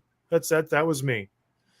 I love that. Very interesting. Yeah, I love that too. Not exciting, you guys. I don't know. No, I would have done the same thing. Yeah, I'm a boring really loser not like too. that either. I would have went and studied tape of like my next opponent. Like I'm that much of a hockey nerd, so I'm with you on that, John. And even in Arizona, you'd have these young kids, and because I was there without my wife, and we'd go out to dinner, and then we'd part ways. The Max Domies, the Duclairs, the Toby Riders, and these guys, they were all single and ready to roll, and they had fun. Like they had a great time. But I don't know. It wasn't in the cards for me. Do you have an emotional attachment to any team? I know you played 90 games, which was your most for one team with the Buffalo Sabres. But do you hold a special attachment to any team, or it's like because you were moving around all the time? Was there not one team you really had a connection to? If I was going to go into the Hall of Fame and I had to pick one jersey, it would probably be the Sabres, yeah. Just because I felt like that's where I got the biggest opportunity. I played quite a bit. Ted Nolan really let me play my game, and I thought I played my best hockey there. So, yeah, probably the Sabres. But every team, you kind of grow to love every team you play. Yeah, right. You grow that attachment, right? Yeah. Obviously, Montreal one game. I don't know if there's much attachment there, but still, you create memories from being there. Absolutely. That was the worst locker room I've ever been a part of, and I was only there for like 4 days. It was such a morgue in there. Everybody hated each other. I'm like, this is not fun. Who was there? That was Subban, Pacioretty, Gallagher. Was Vanek there? I don't know why Vanek. No, Vanek wasn't there, but it was all those guys, Markov, and everybody hated each other. I was like, this is not fun. Really funny. Oh, yeah, it was brutal. That's honestly wild. Well, I hope Buffalo gets a chance to win the cup so they could celebrate. I hope they find a way to celebrate you in the process if they do that with this Tage Thompson. And I really like Dylan Cousins' game. I mean, they are freaking phenomenal. That's going to lead me to my next question. Stanley Cup favorite? You got an early one? I know I'm putting you on the spot. Obviously, the Bruins are going to be everyone's chalk answer, but no, I don't think the Bruins are the team. I think they're good. That's what I said. Yeah, gosh. The one thing that scares me is the goaltending, but I some stupid reason like the Leafs this year. I don't know what it is. Oh no. I know. And I'm the biggest Leafs hater, Frank. I've been dumping on them for years. He tried to fight half the team, Frank. I understand. I can't get behind the Leafs. Vinny's always high on the Leafs every year. I'm always high on the Leafs. They can't get past the first round, and then John. It's going to be a hurdle this year too, but I just think I don't know. It's got to be their year. They have to figure it out at some point. I think they got a pretty good defense right now. I like their forwards. They need to make a change between the pipes. That's I think you go out and you get somebody just in case, holy crap, what's going on? We can put this guy in and he can steal us a game. But I don't know. Out west, I like the Dallas Stars. I think they're a good team. I think people sleep on them. They kind of have everything you want. I think Jason Robertson is a legit superstar that nobody talks about. Ottinger is a fantastic goaltender, and the defense is lights out. So the Stars are a good team to keep. And then Sagan and Ben are playing great. So. And that's a big key. And Ottinger might be Team USA's goalie in the Olympics next year. But really quick, before Frankie asks his last question, make me feel good about the New Jersey Devils. What's not to feel good about them, Vinny? They're good. Oh, the fact that they've stunk since long before you retired?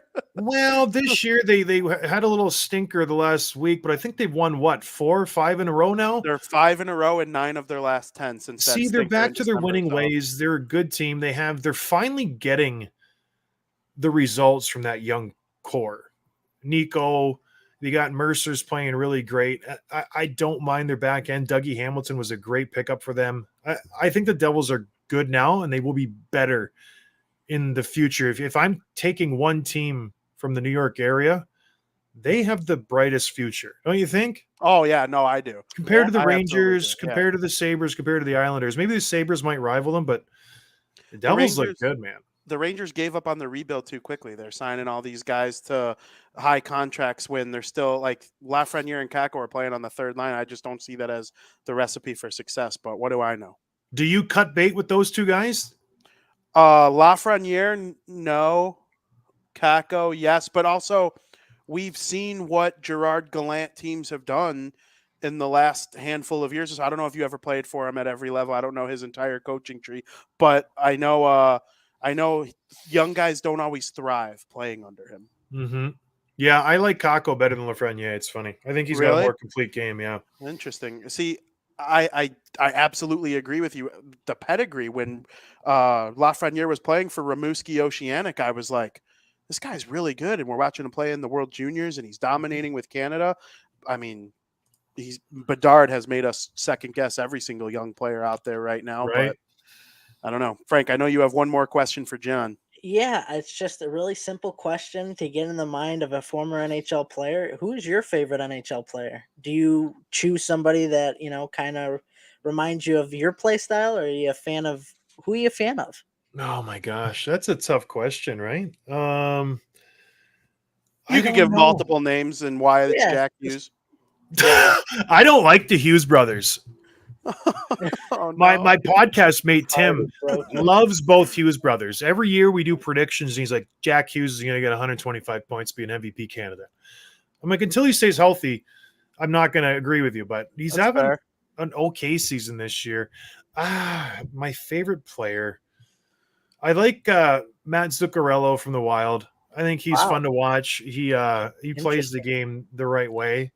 I think he's a character off the ice. I really enjoy him. Seth Jarvis from the Hurricanes. I like him too. And plus, he's just a cool guy. I like players who have a personality. Everybody dogs on JT Miller. I like JT Miller. JT Miller's a good player. I think he's a good dude too. So I more so judge my rankings off of off-ice personality. And that's why I think a lot of the guys are just duds. And it's like, you're crazy boring. Like, this hockey should be fun. And you nailed it. You're ruining it, you guys. Like, let's go. Nobody wants to. So I don't know. That's why on my show, I hate interviews. I do them. 80% of the times, I'm just like, these guys are so boring. Like, you try to pull something out of them, and it's just like pulling teeth. Like, show a little bit of personality, you guys. Like, Bissonnette is making millions of dollars because he just has a personality and people enjoy it. So. Yeah, he found a way to have 1 million Twitter followers while he was playing, and it was like just so new for the NHL. Did you fight Biz? Oh, he would never fight me. Never. He'd get his ass kicked, right? Oh, Vinnie. Yeah. And Paul knows it. I know Paul. He knows it. Yeah, that's funny. Not even close. Not even close. That's funny. We got to get him on this show, Frank. We got to find a way to do that. For sure. Really quick, I'm going to wrap it up here with this last question. You see a team like the Devils, and I'm sure that's the team I study the most, but lots of teams around the league are like this. Their fourth line is Boquist, McLeod, and I'm drawing a blank on Alexander Holtz. All first or second round picks. The fourth line plug, as we used to say back in the day, the guy who used to rely on to fight and intimidate the opponent, that's gone. Does that got to annoy the crap out of you? Well, yeah, who's their guy? Miles Wood. Miles, yeah, but he's still got like 3 fights this season. Like yeah, it's it been is 40-some games. I don't know. I don't care for it. A player I should have said was Nick Delorier. I really like Nick Delorier. I remember Delorier. I think he's a great player. He can actually keep up in the play, and he just doesn't take any guff from anybody. So I like Nicky a lot. It does. I think fighting does have a place in the game, and I do think teams that succeed have that element, and you need it. Even you look at a team like the Tampa Bay Lightning. They had tough guys. The Colorado Avalanche had Curtis McDermott. You need guys out there who strike the fear. Jacob Trouba is another guy who I love. You probably hate him. Well, he's a Ranger. I would love him on any other. I don't mind him. Everybody dogs him because he's trying to hurt somebody, this and that. I love that stuff. No, he tucks the elbow, you baby. He's a good old fashioned hockey player. I enjoy that. So I think it ebbs and flows. Fighting will come back. Someone will get lit up, and a team will react and go out and get a tough guy, and it's just how it goes. But gone are the days of dinosaurs like me. We're done. Yeah, it did happen with the Rangers with the Tom Wilson thing. They went and brought in Revo right away, and he didn't stick around as long as he probably would have thought. He's on the Wild now, but I mean, yeah, John, we can't thank you enough for coming on our show. It has been an absolute pleasure to have you. We would love to have you back again, maybe sometime in the near future. It'd be absolutely no. Oh man, he's done. It's one and done. It's one and done. One and done. That's right. That's funny, John. Thank you so much for coming on. Make sure everybody you tune into his podcast and follow him and what he's doing in the league. I see your tweets and you're doing great things for the game. We're just so blessed to have you as a part of this league and this game. No, thank you for having me on, guys. This was a blast. I mean it. You guys are doing good stuff. So thank you. Absolutely. Very much appreciate it. Thank you so much, everybody. We are going to send you to period number 3.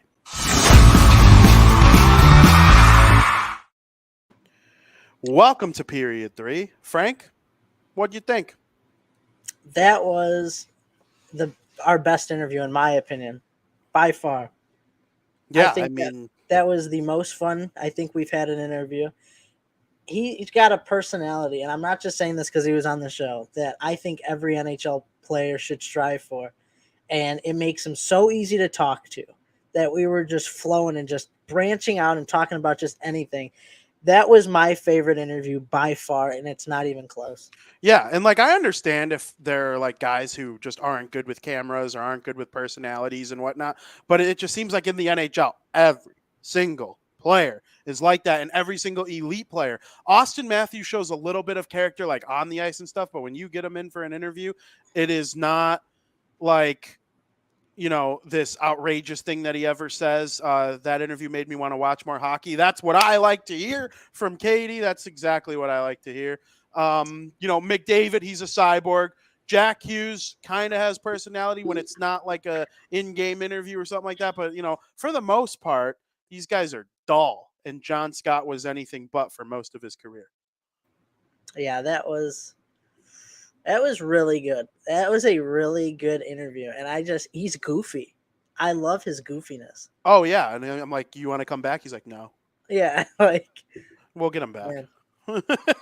Oh. Yeah, that was outstanding stuff. Frank, we move on. Slavkovsky's hurt. Your reaction? Yeah. I don't have a reaction to the actual injury. I have a reaction to him being on the Canadiens that I want to touch on. I think the Montreal Canadiens made a big mistake taking him number 1 overall. And it's early in his career, right? And not expecting him to come out and get 80 points, obviously.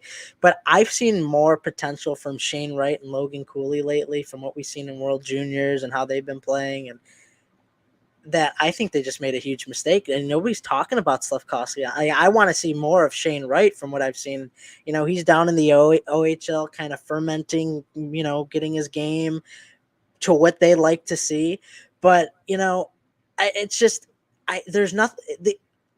I don't know how to say this without sounding like a dick, but I think the injury helped the Canadiens in a way, because I think it's going to allow him that maybe when he's not injured to develop his game a little more. Maybe he'll practice a little bit more. The Canadiens will have him out on the practice ice, or I don't know if he's allowed to go sent down somewhere. I don't know the particulars on that, but this might be like a blessing in disguise for them, and is a way to like help develop him when he gets healthy, because what he's doing right now at the NHL level is not first round caliber. Right. And neither would Shane Wright. If they chose Shane Wright, what he was doing in the NHL, that's not first round or first pick, first overall caliber either. But the difference is the potential, what we've seen from Cooley, Wright, so on and so forth.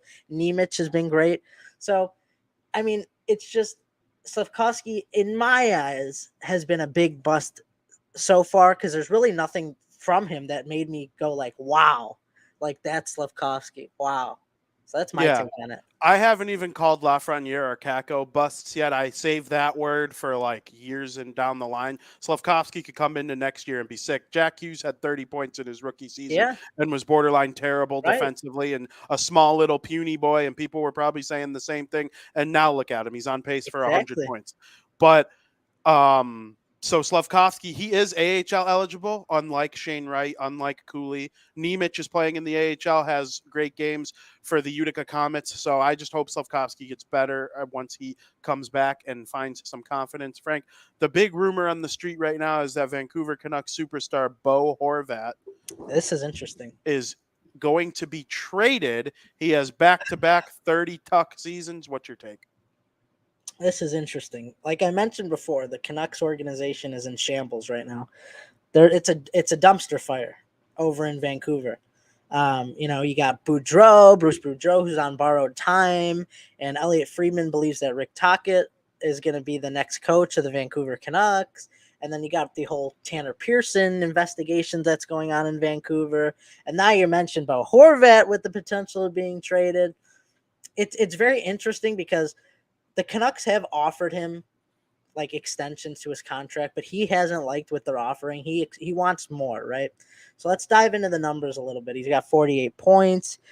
He's on pace to break 90 points, which that'd be interesting. Right now he's earning $4.45 million. In my eyes, I'd peg him maybe around 8 mil. That's exactly what I was going to say. I'd say 8 mil is a fair offer for Bo Horvat. And he's not a $9 million player. I know he's on pace for, mid 90 points, but he's not really a 90 overall. What? I'm laughing because that's what Jack Hughes makes for the next 7 years. He just doesn't. He's not a $9 million overall player. But if he's not traded, right, by March 3rd, he becomes an unrestricted free agent at the end of the year. He's going to get traded. If he's not traded by March 3rd, they're going to move some cap space around and they might sign him to what he deserves, because I just don't see this with any team. It's stupid for any team to do it. Letting a guy like that walk away for nothing. I agree, but once after March 3rd, the ball's in his court. He could go wherever he wants. And I'll tell you what about Vancouver. That's why I think they would trade him if they have any inkling of that he would do that. Yeah, I agree. The Islanders didn't trade Tavares, but they thought they were going to the playoffs. They ultimately missed by a couple points, and it looks like the stupidest decision in history. The Devils didn't trade Zach Parise, but they went to the Stanley Cup final, so he was basically like their rental for them in their last year with him. There was another big one who, if the Hawks were in a playoff spot, I'd say keep Patrick Kane, but they're not. So I'm team get rid of him right now. Like, it's just, you can't let these guys go. It does make me laugh that there's a very good chance that Bo Horvat makes more money than Jack Hughes for the next 7 years, which Bo Horvat, great player. He's not Jack Hughes. 8 million. Yeah. That's it, though. Nothing more. Jack Hughes and Nico Hischier are the best bargains in the NHL. There's probably a couple other that, whatever, but I just like finding every topic a way to relate it back to the Devils and compliment them. And speaking of complimenting, Frank, on MLK, Martin Luther King Day, a lot of NHL teams played matinee edition games. One of those teams was the Boston Bruins, who hosted the Philadelphia Flyers. And one David Krejci played in his 1,000th career NHL game. Your thoughts on the man, the myth, the legend, David Krejci? He became the 7th Boston Bruin in the history of the franchise to play 1,000 games, in conversation with Patrice Bergeron, What? What? Chara, What? uh, Sweeney, What? Bork, What? Cashman, What? and Busick. What? Shout out Pat McAfee show. So the Boston Bruins plan on honoring him for this achievement on February 20th when they host the Ottawa Senators. You look at Krejci's numbers; he had pretty good career numbers: 761 points in 1,000 games. Not everybody's point per game player. People need to realize that. No. But what he did for the Bruins organization, I mean, he was a huge part of the Bruins' success over the past 10 plus years. I mean, if David Krejci wasn't on the Boston Bruins, they may not have been as successful as they were in this past decade plus. Certainly not. Is he a hockey Hall of Famer? In my opinion, he's not. He's a Bruins Hall of Famer. I think he'd go into the Boston Bruins Hall of Fame, but he's not a hockey Hall of Famer. Agreed. By any means. But the thing that makes him a legend in Boston is because the role that he plays for the Boston Bruins, he's not out there to score 40 goals. He's got a different specific role that the Boston Bruins place him in. That's what makes him a legend for Boston, and that's what makes him the very best at what he does. David Krejci is the most underrated playmaking two-way forward in the last 20 years. He doesn't score a crap ton of goals. Did he ever have 30? I don't think he ever had 30. I'm sure there's a couple 20 bombs in there. But he was never identified as a goal scorer. He scored some goals. He scored some big goals, always clutch in the playoffs. And I think that would help a Hall of Fame case, is that he's like their best player every time they ever make a deep playoff run. I do believe he would have won the Conn Smythe Trophy as the most valuable player of the playoffs had the Bruins beaten the Blackhawks in 2013. He was by far their best player on their best line that year. I believe he led the playoffs in scoring, including the Blackhawks players. I'm pretty sure David Krejci led the playoffs in scoring that year. He's just been absolutely magnificent in his two-way game. Everyone thinks of Bergeron with the two-way game. I think that's because he's just a little more productive offensively, but really it's because Bergeron scores more goals. I bet their assist totals are relatively on par with each other. I think there's a really good chance that, Krejci ends his career close to 1,000. No, I don't know. He's getting kind of close. I don't know if he's going to get close to 1,000 points. He took last year off, but we're always going to remember him as one of the great two-way players of his time, and it was exciting to see him play in his 1,000th career game. I would love to see him go out on top with the Bruins and watch this Bruins core that we've enjoyed for so long. When I tweeted the article that I wrote about Krejci reaching 1,000 games, I did mention that I consider it a pleasure that I have watched Krejci play more than a lot of players in the NHL. Like, there are a lot of players that I've watched a fair amount. I would say I've watched Krejci more than a fair amount. Like, I would say of those 1,000 games, I've probably seen, I don't know if I'm going to say I've seen half of them, but Joey's seen more than me. I bet Joey's seen more than half of them because Krejci was kind of still on the Bruins when Joey became a fan. But, he's had some injury issues in the middle of his career. But I'll tell you what, that line that he had with Milan Lucic and Nathan Horton back in the day when they played against the Hawks in the Stanley Cup final, and then Nathan Horton leaves and they replaced Nathan Horton with Jarome Iginla, and that line doesn't miss a beat. So I really loved David Krejci's career, and I'm wishing him success in the rest of this season. Hopefully he comes back next year and plays more. Frank, what is your favorite hockey story of the week? This was tough. There was nothing that really stuck out to me, and then I came across something yesterday, and then I came across something today that I want to throw an honorable mention to. I don't know if it was real or not, but I'm going to get your take on it. I don't know if you saw it, but anyway, my favorite hockey story of the week was that Kevin Hayes collected his first career hat trick for the Philadelphia Flyers. And, with all the stuff that Kevin Hayes has been through over the past couple of years, and, he's having a career year. His best year is coming at the age of 30 years old this year. He'll be 31 in May. It's just good to see something like that happen because that has to feel good for him. And not many people remember he was drafted by your Chicago Blackhawks. And I know we got a lot of Blackhawks here. He was drafted in the first round of 2010 as 24th overall. So, it's just good to see something like that happen to him after what he's gone through. It's been really tough for him lately. So I really enjoyed that, and I like to hear it. It kind of put a smile on my face. But, Something I saw today that I want to give an honorable mention to. I don't know if it's real or not, but I assumed it was real. To me it seemed pretty real, and I'm sure you saw it because the Devils tweeted it. Was the route that the guy drove the airplane? Yep, it's real. That's real, right? Yep, that's real. That is so cool. That is absolutely insane. I just want to give that an honorable mention because to me, I don't have the picture. I mean, maybe while you're talking, I I could got find it. it. I got it. I might be able to put it up though on the screen. Yeah, I could do that. Oh, there you go. Look at that.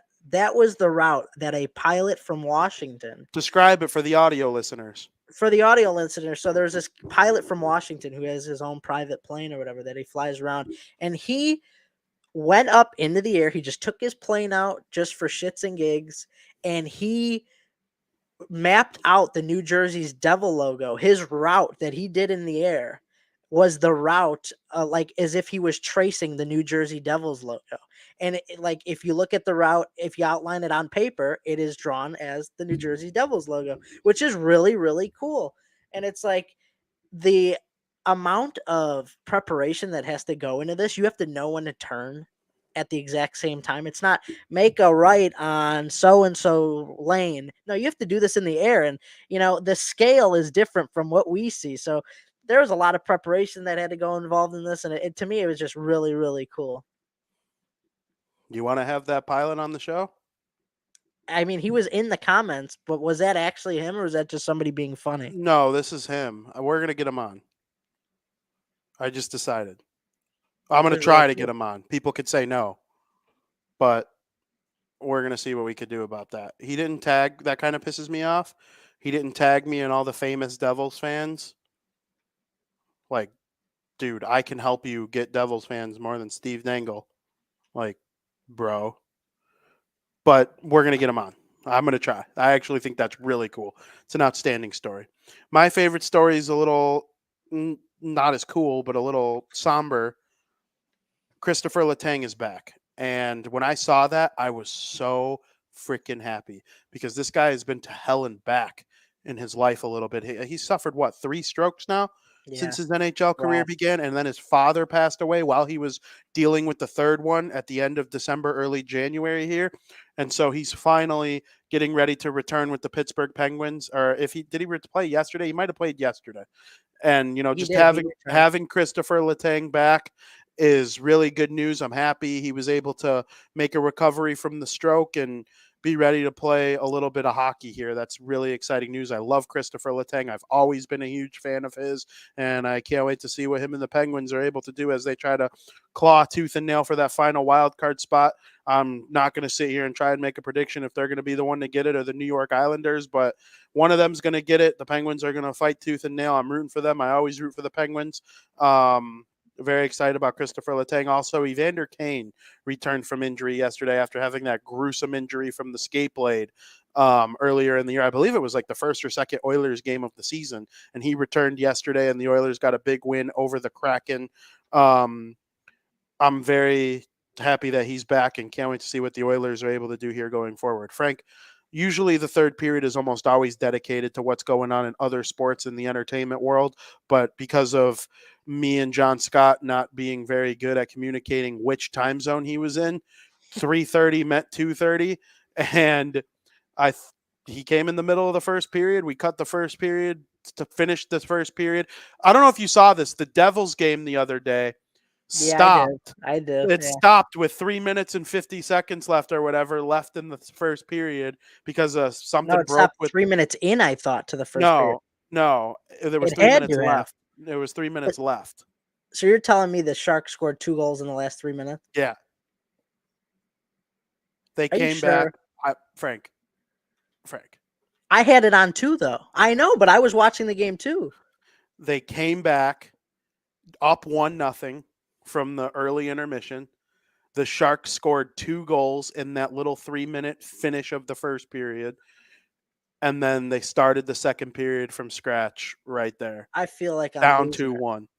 I promise you that's how it went. I believe you. I feel like I'm losing it though, because I had the game on and I was like, Yeah, I the remember Sharks. seeing 16 minutes, but maybe not, I guess. The Sharks scored 2 goals in like a minute 30. That's ridiculous. Yeah, and then it was weird. It was like when the second period started, the Devils got their legs under them. I'm like, you couldn't have just fucking came out of the locker room like that, assholes. They wouldn't be down 2-1. I mean, they played. That is the luckiest win of the Devil season. They've had a couple lucky wins and they've had a couple unlucky losses.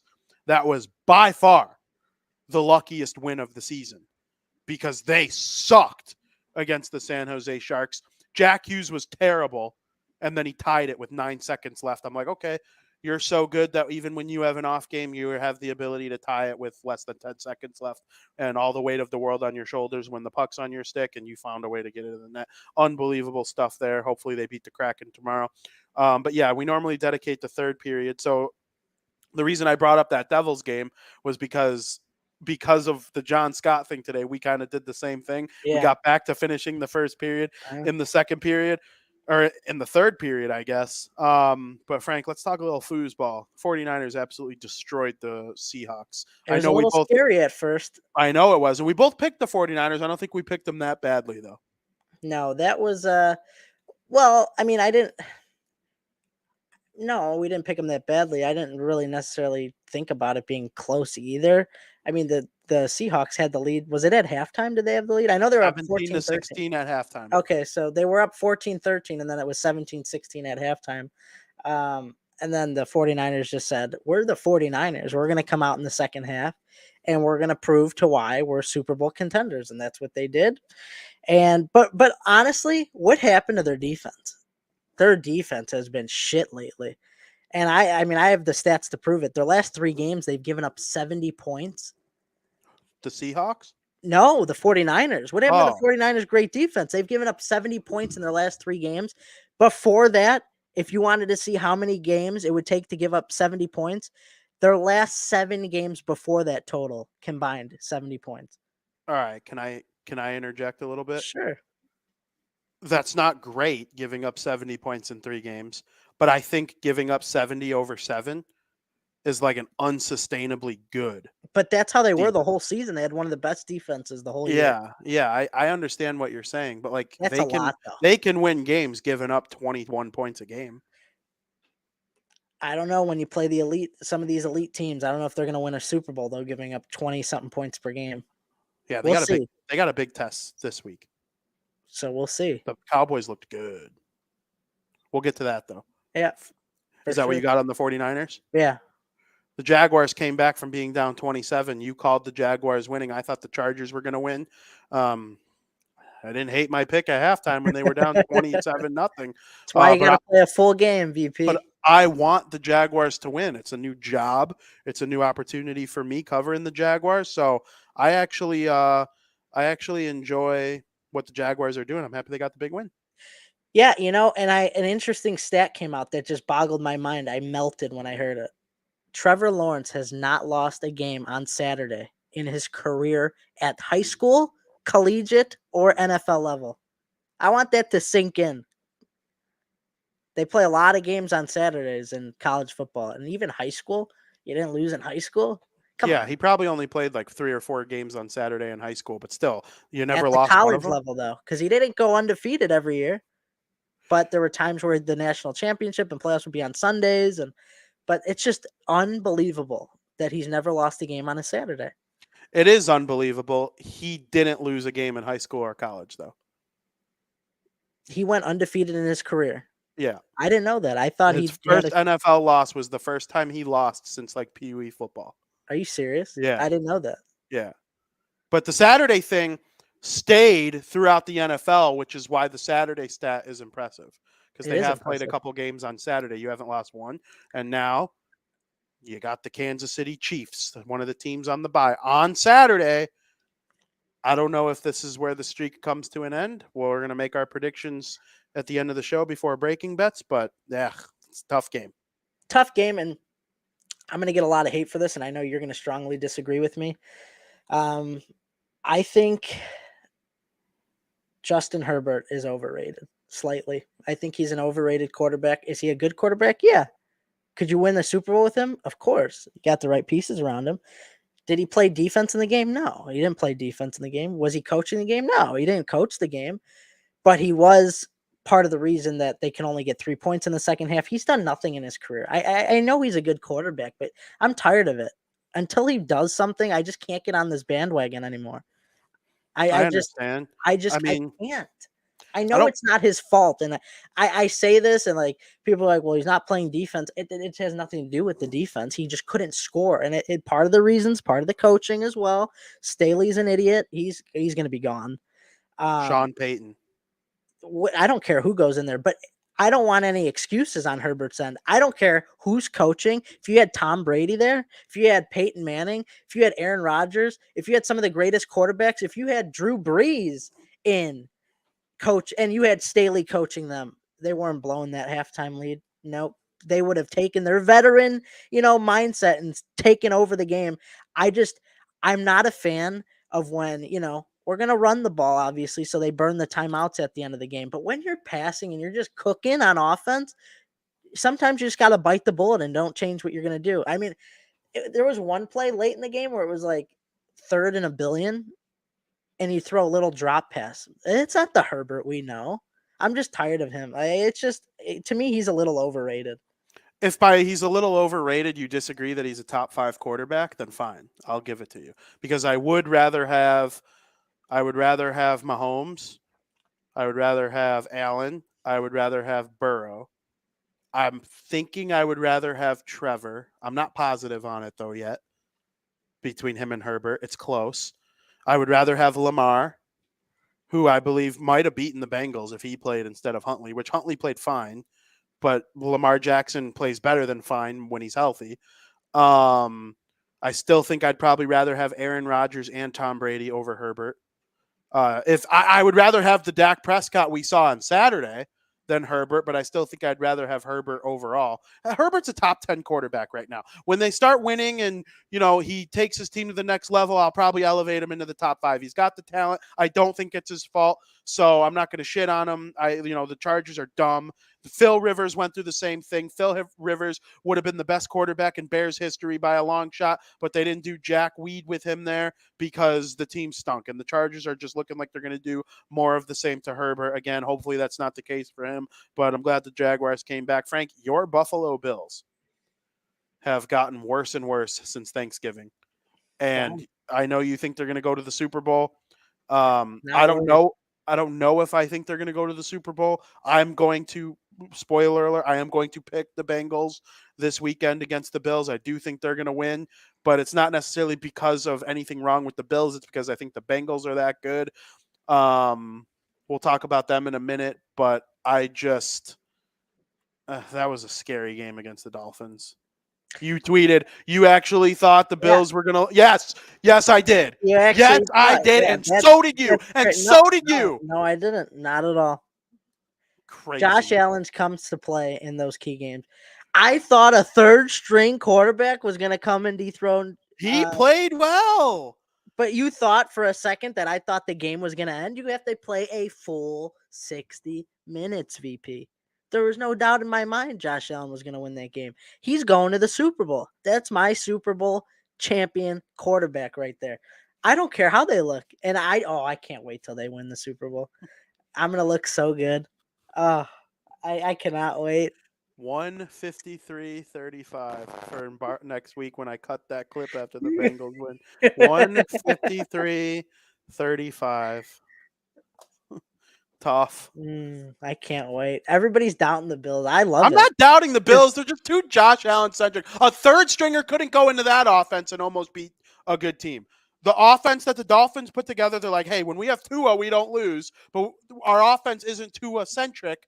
It's elevated by Tua, but it's not Tua-centric. We could put in a same thing with the San Francisco 49ers. It wasn't Trey Lance dependent. It wasn't Jimmy Garoppolo dependent. It is an offense that can be elevated. If Aaron Rodgers went to San Francisco, I think they'd win the Super Bowl easy because he can elevate that offense even further, but it wouldn't be Aaron Rodgers-centric. The Buffalo Bills are so Josh Allen-centric, and he could go out and have the best game of his life this weekend, and they would smoke the Bengals. But that's what needs to happen in order for them to win. Okay, but here's the thing, okay? With the Bills, you could look like dog meat against the Dolphins, but you play a different game against the Bengals. It's completely different, You're right? right. Like they might have even overlooked the Dolphins a little bit on their schedule, and that happens so much in sports. Everyone's been overlooking the Dolphins this year. I told you in the preseason I they were going to the understand that, but playoffs. now you're overlooking them because they have a third string quarterback, and the Bills in their mindset are like, we're 13-point favorites. This is going to be a breeze. We don't even have to try that hard because they're not going to cook, and that happens so much in sports. But then the games, like, and this is how like Vegas becomes millionaires. Like Bengals, well, yeah, I could see them crushing the Bills. The Bills will look terrible, right? And it's just you play a different game when you gotta. This game between the Bengals and Bills is going to be huge. Tempers are going to be flaring. It's just there's going to be so much emotion invested in this game that the Bills are going to just people are going to be like, well, this isn't the Bills I've looked at the past few weeks since November. What's going on? The Bills are back. What I didn't expect to see Josh Allen play like this. He's looked terrible. He threw 2 picks last week. What's going on? First home playoff picks of his career. I know. And He's people are been going to be like, he's been making mistakes lately. There's so no when the doubt. Bills win, they'll be like, well, I didn't expect Josh Allen to look that good against the Bengals. I know it's coming. All right. I hope when we get to our predictions, I'll elaborate a little bit more. I hope for your sake you're right. I have no dog in the fight now that Tom is eliminated. I know where my bread is buttered with the Chiefs and the Jaguars. And I kind of hate the Cowboys, so I kind of root against them. But like as far other than those 3 teams, I really don't have a dog in the fight. So, oh no, I like Burrow. Me and Skylar, he says our guy Burrow. Like, yeah, that's our guy. So yeah, that's part of my bias towards the Bengals. It's not the Bengals, it's Burrow and Jamar Chase. But the only upset I nailed this weekend was the New York Football Giants going up to Minnesota and beating the Minnesota Vikings, who had a good year. Predicted them to win the North. Kirk Cousins, okay quarterback, okay enough to, win that division. Not okay enough to beat the Giants when it mattered at home. Yeah, I expected the Vikings to win, even though they're frauds. I just don't trust Danny Dimes on the road, to be honest with you. But they look good. First of all, the defensive I don't know who the defensive coordinator is of the Vikings, but when Daniel Jones is running as much as he did, he looked like Justin Fields or Lamar Jackson out there. Yeah, he doesn't run that very much. Effective. It was the very over effective. under. The only over under on his rushing was 39 yards. Because he doesn't rush that much. I know, but he's rushing for. There's a gain of 15. There's a gain of 20. But if you're the defensive coordinator, you need to realize that and make some changes at halftime or whatnot because nothing changed. Yep, and that's coaching. And I know that the Vikings are frauds, but I still thought they'd beat the Giants. Giants looked well, pull off the mild upset in terms of what the spread was. Yeah. And good for them, I guess. I really don't care about them. Like, no, if the Giants go far, good. It's fine. But if they lose on the road to Philly, I'm not calling them road frauds anymore. Like they ended that. They went to Minnesota and beat the Vikings. To me, the Cowboys are road frauds, even though they won. But we'll get to them too. Well, I the think that Buccaneers' was the offense looked atrocious, and that's the first time they've ever beaten Tom Brady. I know, and I think that was like their first road playoff win in an astronomical amount of years. 30 years, I think, like my lifetime. Yeah, totally. No, you're right about that. But if the Giants lose to the Eagles, I will still say they weren't frauds and they had a good season and the future is bright for them. They'll keep Daniel Jones for another year now. I fully would have expected them to release him because they didn't pick up his 5th. I don't believe they picked up his 5th-year option before this year started. So they're going to have to pay him a little bit, I think, or franchise tag him. I'm not exactly sure what his deal is, but I definitely am starting to think like he might have turned a corner this year. That's possible. The things you think about Daniel Jones from the previous 3 or 4 years, they can evaluate. You can grow your opinion into thinking like, hey, Daniel Jones was actually had a good year this year. I'm not sure they're going to bring back Saquon Barkley because it's hard for me to think about any team overpaying for a running back, which is a depth position at this point. Wide receivers are 10 times more important now. Running backs have become like linebackers. They're depth positions now. Every team would rather have a better edge rusher than a linebacker. Mm-hmm. Every team would rather have a better wide receiver or a tight end than a running back. Like that's just the way it is. But, we'll see what the Giants are able to do. Good win. The Cincinnati Bengals won a thriller over the Baltimore Ravens. That was my favorite game of the weekend. Take on that. Yeah, we talk about the Bills looking bad, but like, why aren't we talking about they didn't look great. They got lucky with the 98-yard fumble or whatever for a touchdown. I mean, come on now. They almost lost to a backup quarterback, and by no means did they look good. I thought, honestly, Bengals run away with that game. Without Lamar Jackson. I didn't. To me, the writing was on the wall, and it's just the fact that they almost lost. If it wasn't for that fumble, who knows what the way the game would have gone? Because you know what, if it came down to a field goal and you got Justin Tucker back there, you know what Justin Tucker could do with his leg. So that's a scary scene for the Bengals, but ultimately they got a great team. But they struggled, but got the job done, and now we're set up for a blockbuster this Sunday. The Bengals and the Ravens are both very good teams. I know how good the Ravens are. The Ravens are magnificent. So I'm not getting on the Bengals too much. The Bills are far and away better than the Dolphins. It's not close, except in the playoff game it was. The Ravens and the Bengals, their rosters are similar. The Bengals have a slightly better quarterback. They slightly won the game. They had a way better quarterback than the backup. In this game, yeah. And they barely won. Who's got the coaching advantage, though? I don't know. You would say Harbaugh, but it's close. I agree, it's close. What's his name? Zach Taylor? Yes. Made it to the Super Bowl. We know what he takes. Yes, and Eric Kush makes a great point in the comments. Division rival. Well, yeah, obviously, and that's why Bills had a division rival with Miami. Miami too, so both games were close. That matters. You're playing them for the third time. I know, and not only that, but like Bengals Ravens are always a big rivalry. Yes. Like if Lamar Jackson was playing, huh? Didn't they play back-to-back weeks too? Yeah, they did. Yeah. And that's tough to beat a team back-to-back too. Oh, I know. But it's also, if Lamar Jackson was playing, it would have been the best game, I think, of the wild card. I think it was anyway, but I agree with you. It would have been even better. Like the billing for it, I'm saying, like Lamar, yes. Sunday Night Football, Bengals, Ravens, Lamar Jackson versus Joe Burrow. Agreed. Listen, I hope Lamar can find a way to stay healthier next year. I know it's hard when you're a mobile quarterback like that. Guys take big hits. It didn't seem like he was in too much of a rush to get back, though, and I'm not positive he's going to be the Ravens. I heard rumors about a trade. Yeah. So we'll see what happens next year with him. But then the final game of the week, my least favorite game of the week, my guy, Tom Brady, done. Cowboys killed them. First win for the Cowboys on the road in the postseason in close to 30 years. First time the Cowboys have ever defeated Tom Brady in any capacity, whether it be with the New England Patriots, whether it be with the Tampa Bay Buccaneers. Playoffs, regular season, doesn't matter. Winless. Game sucked. Cowboys move on. They'll play the 49ers. Yeah, you know what? I was never really high up on the Bucs all year. They didn't look good really in any games they played. They just didn't. They were always off sync on offense.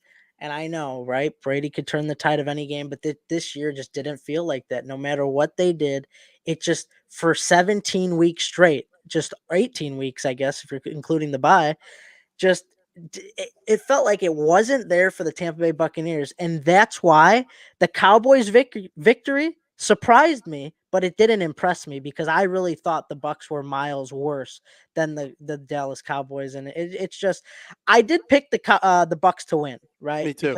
Because I figured, right, Tom Brady in a playoff game, they looked bad all year, but this is where he thrives. But it didn't. Everything that happened in the regular season transferred over to the postseason. I thought that wouldn't happen, but it did. They were out of sync.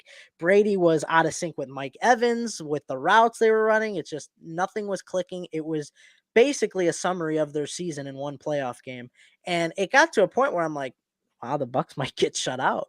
That was the first time Brady's been shut out since his first ever career playoff game back in 2002 or whatever it was. And I'm like, wow, they look really bad. Dallas Cowboys don't impress me, though. It was a surprise that they won, but it really didn't impress me because to me, they weren't really playing like that caliber of a team. You know what I mean? The only reason it impressed me was because of how Dak Prescott looked. It was the best game of his career. It was the best game of his career, and he's played teams way worse than the Buccaneers. The Buccaneers weren't bad this year. They were disappointing. They weren't bad. The Bears were bad. The Texans were bad. The Buccaneers were not bad. They were the best team in their division. That's why they made the playoffs. So I can take a little bit of stock in Dak Prescott's game because I do believe it was the best, most impressive game of his career. And I'm I was saying, oh, this is the game to decide who gets killed by the 49ers. Listen, I'm still going to pick the 49ers, but I definitely am not just going to sit here and say they're going to kill the Cowboys now because that's not what I think is going to happen. Frank, I'm going to name the game and you're going to give me your prediction. Okay. We'll lead off with that one. 49ers, Cowboys. 49ers. I think the Cowboys on the road, we're going to get right back to the this road mentality that they struggle to win on the road. And I just don't think Dak Prescott what it takes to beat a Super Bowl contender team. Okay, I agree. I'm taking the 49ers. I think the Cowboys are a good team. I don't think they're a great team. It would be shocking to me if they could put together the exact same performance again against the 49ers. They looked like crap in week 18 when it was must win for them. And I think the 49ers and Mr. Irrelevant Brock Purdy are going to, beat them and make it, I think, their 11th straight win or 12th straight win. That would be their 12th. Yes. Or no. Yeah. Yeah, I think they it's won 12. 10 going into the playoffs, and they won 1 in the playoffs. Yep. So the New York Football Giants are the other NFC game going on the road to face the Philadelphia Eagles. Last week I did all the home teams. I'm not doing that this week. I'm taking the New York Giants to defeat the Philadelphia Eagles. The Eagles being, having the 1 seed, being on a bye, not having to play. I like the way Daniel Jones played. I think this game is going to be a lot closer than many people think. And I also don't want to go with all the favorites here. I do think there's a chance for an upset. So I'm going to go with the Giants to defeat the Eagles in a fairly large upset. I completely agree. I think there is a great chance that the Giants win. We are picking the same upset here. I do think the Giants are going to beat the Eagles on the road. So far, it looks like Foster's disagreed with us on both. Foster's going to probably end up being right because he's smart and we're dumb. But let's move on over to the AFC. The Jacksonville Jaguars on Saturday will be playing host to the Kansas City Chiefs. Everybody knows that VP just recently started rooting for the Jaguars because of his opportunity with black and teal. But also, I love the Chiefs. I know that's how fan-sided started. I love Arrowhead. I love the colors. I love Patrick Mahomes. The Chiefs are one of my favorite teams to watch in the NFL. I don't know who I'm going to pick yet. I'll let you go first. These are 2 teams I love dearly. Who you got?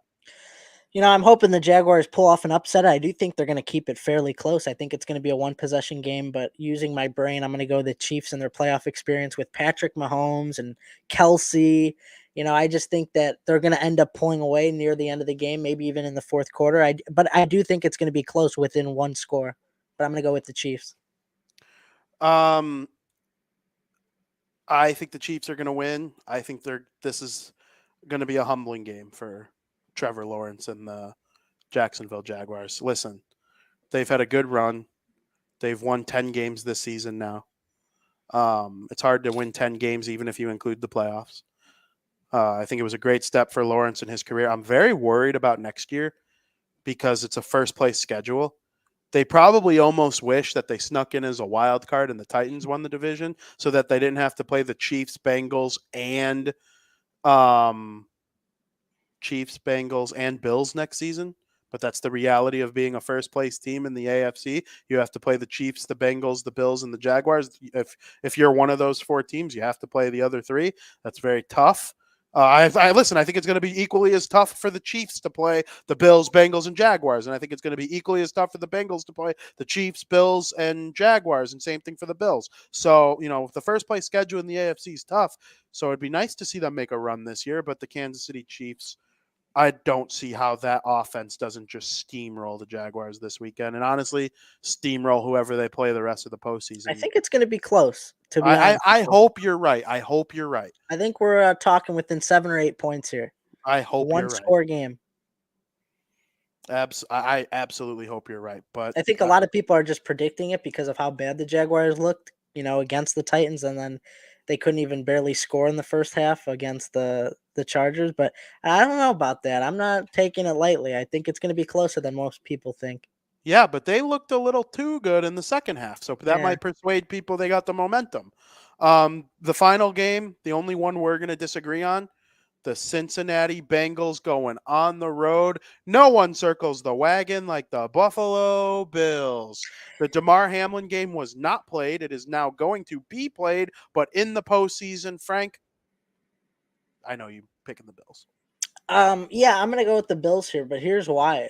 Their last matchup when it was Bengals Bills, I thought for sure the Bengals were going to defeat the Bills. I really did. I thought that was the Bengals game, and we were right on par. The little bit of the game we saw before the incident happened. I mean, the Bengals looked fantastic. It almost looked like the Bengals were going to start to run away with the game. But I just think like the Bills could learn from their mistakes and what was going on in that game. And like you said, when you play teams more than once in a season, things tend to go the opposite way. I'm going to lean my Bills to, win this and where I think they're going to go. I think they're going to win the Super Bowl. But yeah, Bills beat the Bengals, but I do think it's going to be entertaining. It's going to be an entertaining game for sure. That's best game of the weekend. Yeah, I was going to say that's the best game of the week. So yeah, this is the marquee matchup. I do like Jaguars Chiefs. The NFC games are close too. They are. They're just not as exciting, right? Like they're not as marquee, I guess you could say. And it's a little worrisome that everybody's on the Bills, which makes it like the general public usually is wrong. So it's like everybody's choosing the Bengals. That just seems too easy. It's like, I don't know. Yeah, everyone's going to pick the Bengals, though, because I think that feels like the hot take. I don't know. It's not the hot take for me. I don't think everybody's on an underdog. It's very scary. Yeah, that's true. That's true. It almost seems like it's too easy, like to choose an underdog to win. It's like, yeah, I have one problem with the Bills or the Bengals, and me and you argued about this a couple of weeks ago, but the Bills were the only team in the NFL to start the exact same offensive line all season long, and they were good. No one's going to tell me they were bad. All the stats show Burrow was hard. He was one of the least chased quarterbacks. And then in the final 3 weeks of the NFL season, they lost one starting lineman per game. And listen, that got our guy from NIU, Mac Sharping. He's the starting, I think he's a guard. He's on Bengals offensive line now as a result of the injury. But man, he's not like great, right? I wish he was a little better.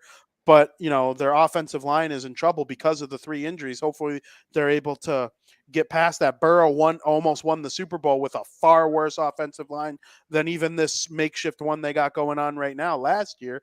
But I don't know. I have a hunch about the Bengals. They've been my team for a while. I do think the Chiefs are going to get to the Super Bowl. But I hope one of the Chiefs, Bengals, or Bills make it to the Super Bowl. Give me one of those quarterbacks in the final game. Or the Jaguars. So you're guaranteed because that's the last 4. And so you're guaranteed one of those 4 to be in the Super Bowl. That's true. And you listen, the Super Bowl quarterback on the AFC side is going to be the story of whatever team it is. In the NFC, Dak Prescott, Brock Purdy being the first rookie to lead his team to a Super Bowl could be a story. Obviously, Danny Dimes' resurgent season is something big. And then if Jalen Hurts plays, he's a marquee player. A guy I didn't mention when talking about the top 10 quarterbacks, but he's absolutely in the conversation. If he didn't get hurt, he'd probably win the MVP. I think Patrick Mahomes is going to win it now, but we'll see what happens. I think the NFL is in a very exciting place right now. I can't wait to watch this weekend. You got 2 games on Saturday, 2 games on Sunday. I hope everybody enjoys tuning into those games. I know I certainly will be enjoying it, especially Jaguars Chiefs on Saturday afternoon, 3 p.m. Very much looking forward to that. Frank, with that in mind, I don't know if any of your bets are going to have to do with this division round of the postseason, but we will find out with recaps of Frankie's last week in America's favorite podcast segment of the week, Breaking Bets.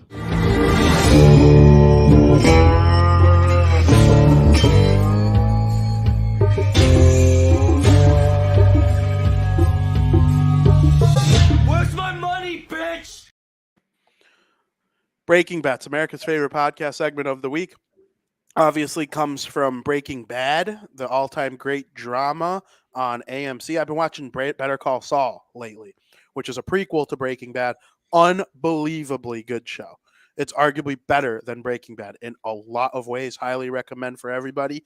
Frank, Breaking Bets. The floor is Yeah, yours. last week that was a tough week. We went 1 for 3. So let me put up the new win loss. We're down to 42.9 at 3-4. 0-1 in the NFL. That Bucks game really hurt there, but we picked up a win in the NHL, went 0 for 2 on college basketball. But this week is where we hopefully will be above 50%. So let's turn the tide. And of course, I am going to include one of these Sunday games, these playoff games in there. I'll probably do that for the rest of the NFL season. I like to add it in. Why not? Got to. But first off, we got the Giants and Eagles. I think the Giants have a chance to play spoiler, and have a chance for an upset and defeat the Eagles. But the Giants are getting 7.5 points. That's a lot. That's a touchdown. And while I think they could have an upset here, I think 7.5 sounds even better at -112. And we're on fraud alert here because I'm not super high up on the Philadelphia Eagles. I don't trust them to win by more than 7 points. So take the Giants and 7.5 points at -112. In the NHL today, this is actually a good pick, in my opinion. There's not a lot of NHL games where I come out and I'm like pretty confident in. Penguins are playing the Senators tonight, and I love the Senators in this spot. And the Pittsburgh Penguins are by and far and away having the better season this year. I think the Penguins are like 7 games over 500. They've been playing better lately. I know the Senators are coming home now after a 3-game road trip where they just looked flat, but the line is basically a pick 'em, and it suggests like Ottawa's due for that like big win here, coming back at home. You come off a road trip, or you're coming back at home, and the line kind of suggests that the Ottawa Senators are due for that big win, and that may very well come tonight. So I'm going to side with the Ottawa Senators here to get it done against the Pittsburgh Penguins and Sidney Crosby. So Senators money line -113. I actually fairly love a pick, and I don't say that often about NHL games, but yeah, that's what I got for you in the NHL. My final 2 picks will be in college basketball. TCU, number 14th ranked TCU, is traveling to West Virginia. West Virginia. To play, I don't know what are they, the Mountaineers? No, I don't know who they are. West Virginia something. Even you could maybe figure that out. But this Big 12 division, decently stacked. It might be one of the best divisions this year in college basketball. One of them. They got a very stacked conference. But interestingly enough, West Virginia is 0-5 this year in the Big 12 conference play. And needless to say, TCU is in the Big 12. They're ranked 14th. West Virginia is favored by 2.5 points. I like them on the money line at -143. TCU's 2-3 in the conference, but like I said, this is a tough conference. But if they're going to get their first win of the year in conference play, it's going to be tonight at home against a ranked team. They've been looking at this. They've been chomping at the bit to play a ranked team at home. They're going to get it done tonight. I think this is a big opportunity for Trey Mitchell on West Virginia to have a pretty good night and lead West Virginia to their first conference win against TCU. That is my 3rd pick and my final pick. Yes, and I looked it up, and Skylar confirms it in the chat. It's what It I was the thought. Mountaineers. That's what I thought it was, but I didn't. Yeah, It didn't sound right though. it didn't though, and I was like, wait a minute, that definitely is right. I just looked at it, just looked it up, and confirmed with Skylar just to make sure. But yeah, because that's where McAfee went, and they talk about it all the time. So it just didn't sound right when I said Mountaineers. I don't know. It didn't. It didn't. Frank, this has legitimately been one of the best shows on. I got one more pick. You got one more pick. One more pick. You made it sound like you were done. Well, no, I said I had one more, but then you said that was the Mountaineers. Duquesne is playing Saint Bonaventure. Wait, who are they playing? Saint Bonaventure. Saint Bonaventure. That's like when Stephen Che talks about the Tampa Bay running back, Giovanni Bernard. When Jason Pierre-Paul got a sack, he'd go, Giovanni Bernard. All right, Caitlin, listen, I knew it was the Mountaineers. I said it was the Mountaineers. So, oh, no. So that right there, I wasn't wrong. I just second-guessed myself because it didn't sound right. the West Virginia Mountaineers, it just doesn't roll off the tongue. I don't know. Foster, thank you very much for tuning But- in. We'll see you soon, and let me know what you think of the interview. Get me at Twitter or something. But anyway, Duquesne can't play games on the road. We've seen it all year. They just struggle on the road. They have the better record, but to me, they're the even team. So I'm going to go with the home team here. I'm going to go with Saint Bonaventure to win on the money line at -103. That is my pick. You're gonna go 3-1. The only one you're gonna lose is Saint Bonaventure. Now you really can do your funny. shtick or whatever you got to do now. I'm done, VP. My shtick. What do you mean my shtick? Part of my shtick is doing this show with you, pal. And I'll tell you what, it was one of the best shows we've ever done on this program. John Scott was absolutely magnificent. I personally myself can't wait to go back and listen to it myself as a fan and just pretend it's not me talking to him and just listen to what he has to say. Because, when you're doing an interview, a lot of the times, especially one of that caliber, I'm sitting here and I'm barely listening to anything John Scott has to say. And I'm really just getting ready what's going to be the next thing. I actually listened to his answers to my questions a lot more than your questions. And that's not, Yeah. I actually said your questions were better than mine this time. Except for the Mike Milbury one. That question from me takes the cake because it got him all pissed I off. love, like, he was But, that was great. But when you ask the question and he starts talking, I start studying. I'm getting in my head what I'm going to say next. So it'll be nice to go back and listen to John Scott pressure free. I'm very much looking forward to doing that. I hope everybody enjoys it. Go back and listen to it again. Tell me what you thought of it. Find me on Facebook, Instagram, Twitter. I'm at Vinnie Parise on all of it. Let us know in the chat. Tell Aldo Gandia what you thought of the show. He's always around. He's doing Dan and Aldo Bare Their Souls, or I think it's just Bare Their Souls now. All the shows he's a part of. Make sure you listen to all of the great programs here on the Barroom Network, because we're not the only ones that bring in outstanding guests and content along with what we do, because everybody else is doing great things as well. Science fiction, talking about all things nerdy that's going on in the world. Looking forward to that show. I love hearing what's going on. I know we got Ant-Man and the Wasp Quantumania coming up soon. Some great things coming out in just terms of the Barroom Network. NFL playoffs coming up. The draft is coming up soon in the NFL, and people are starting to preview that here on the network. Draft on Tap, Neil Stopchinski and the crew doing outstanding work. So make sure you tune into all of it. Make sure you read all my football coverage at thewindycity.com and blackandteal.com. Doing NHL for thewindycity.com, puckpros.com, and pucksandpitchforks.com, of course, and plenty of baseball coverage at thewindycity.com and southsideshowdown.com. Frankie Mueller's outstanding video game work. I know The Last of Us TV show just came out, and I haven't watched it yet, but I'm certainly going to, and I know Frankie did a great job covering it so good. for apptrigger.com.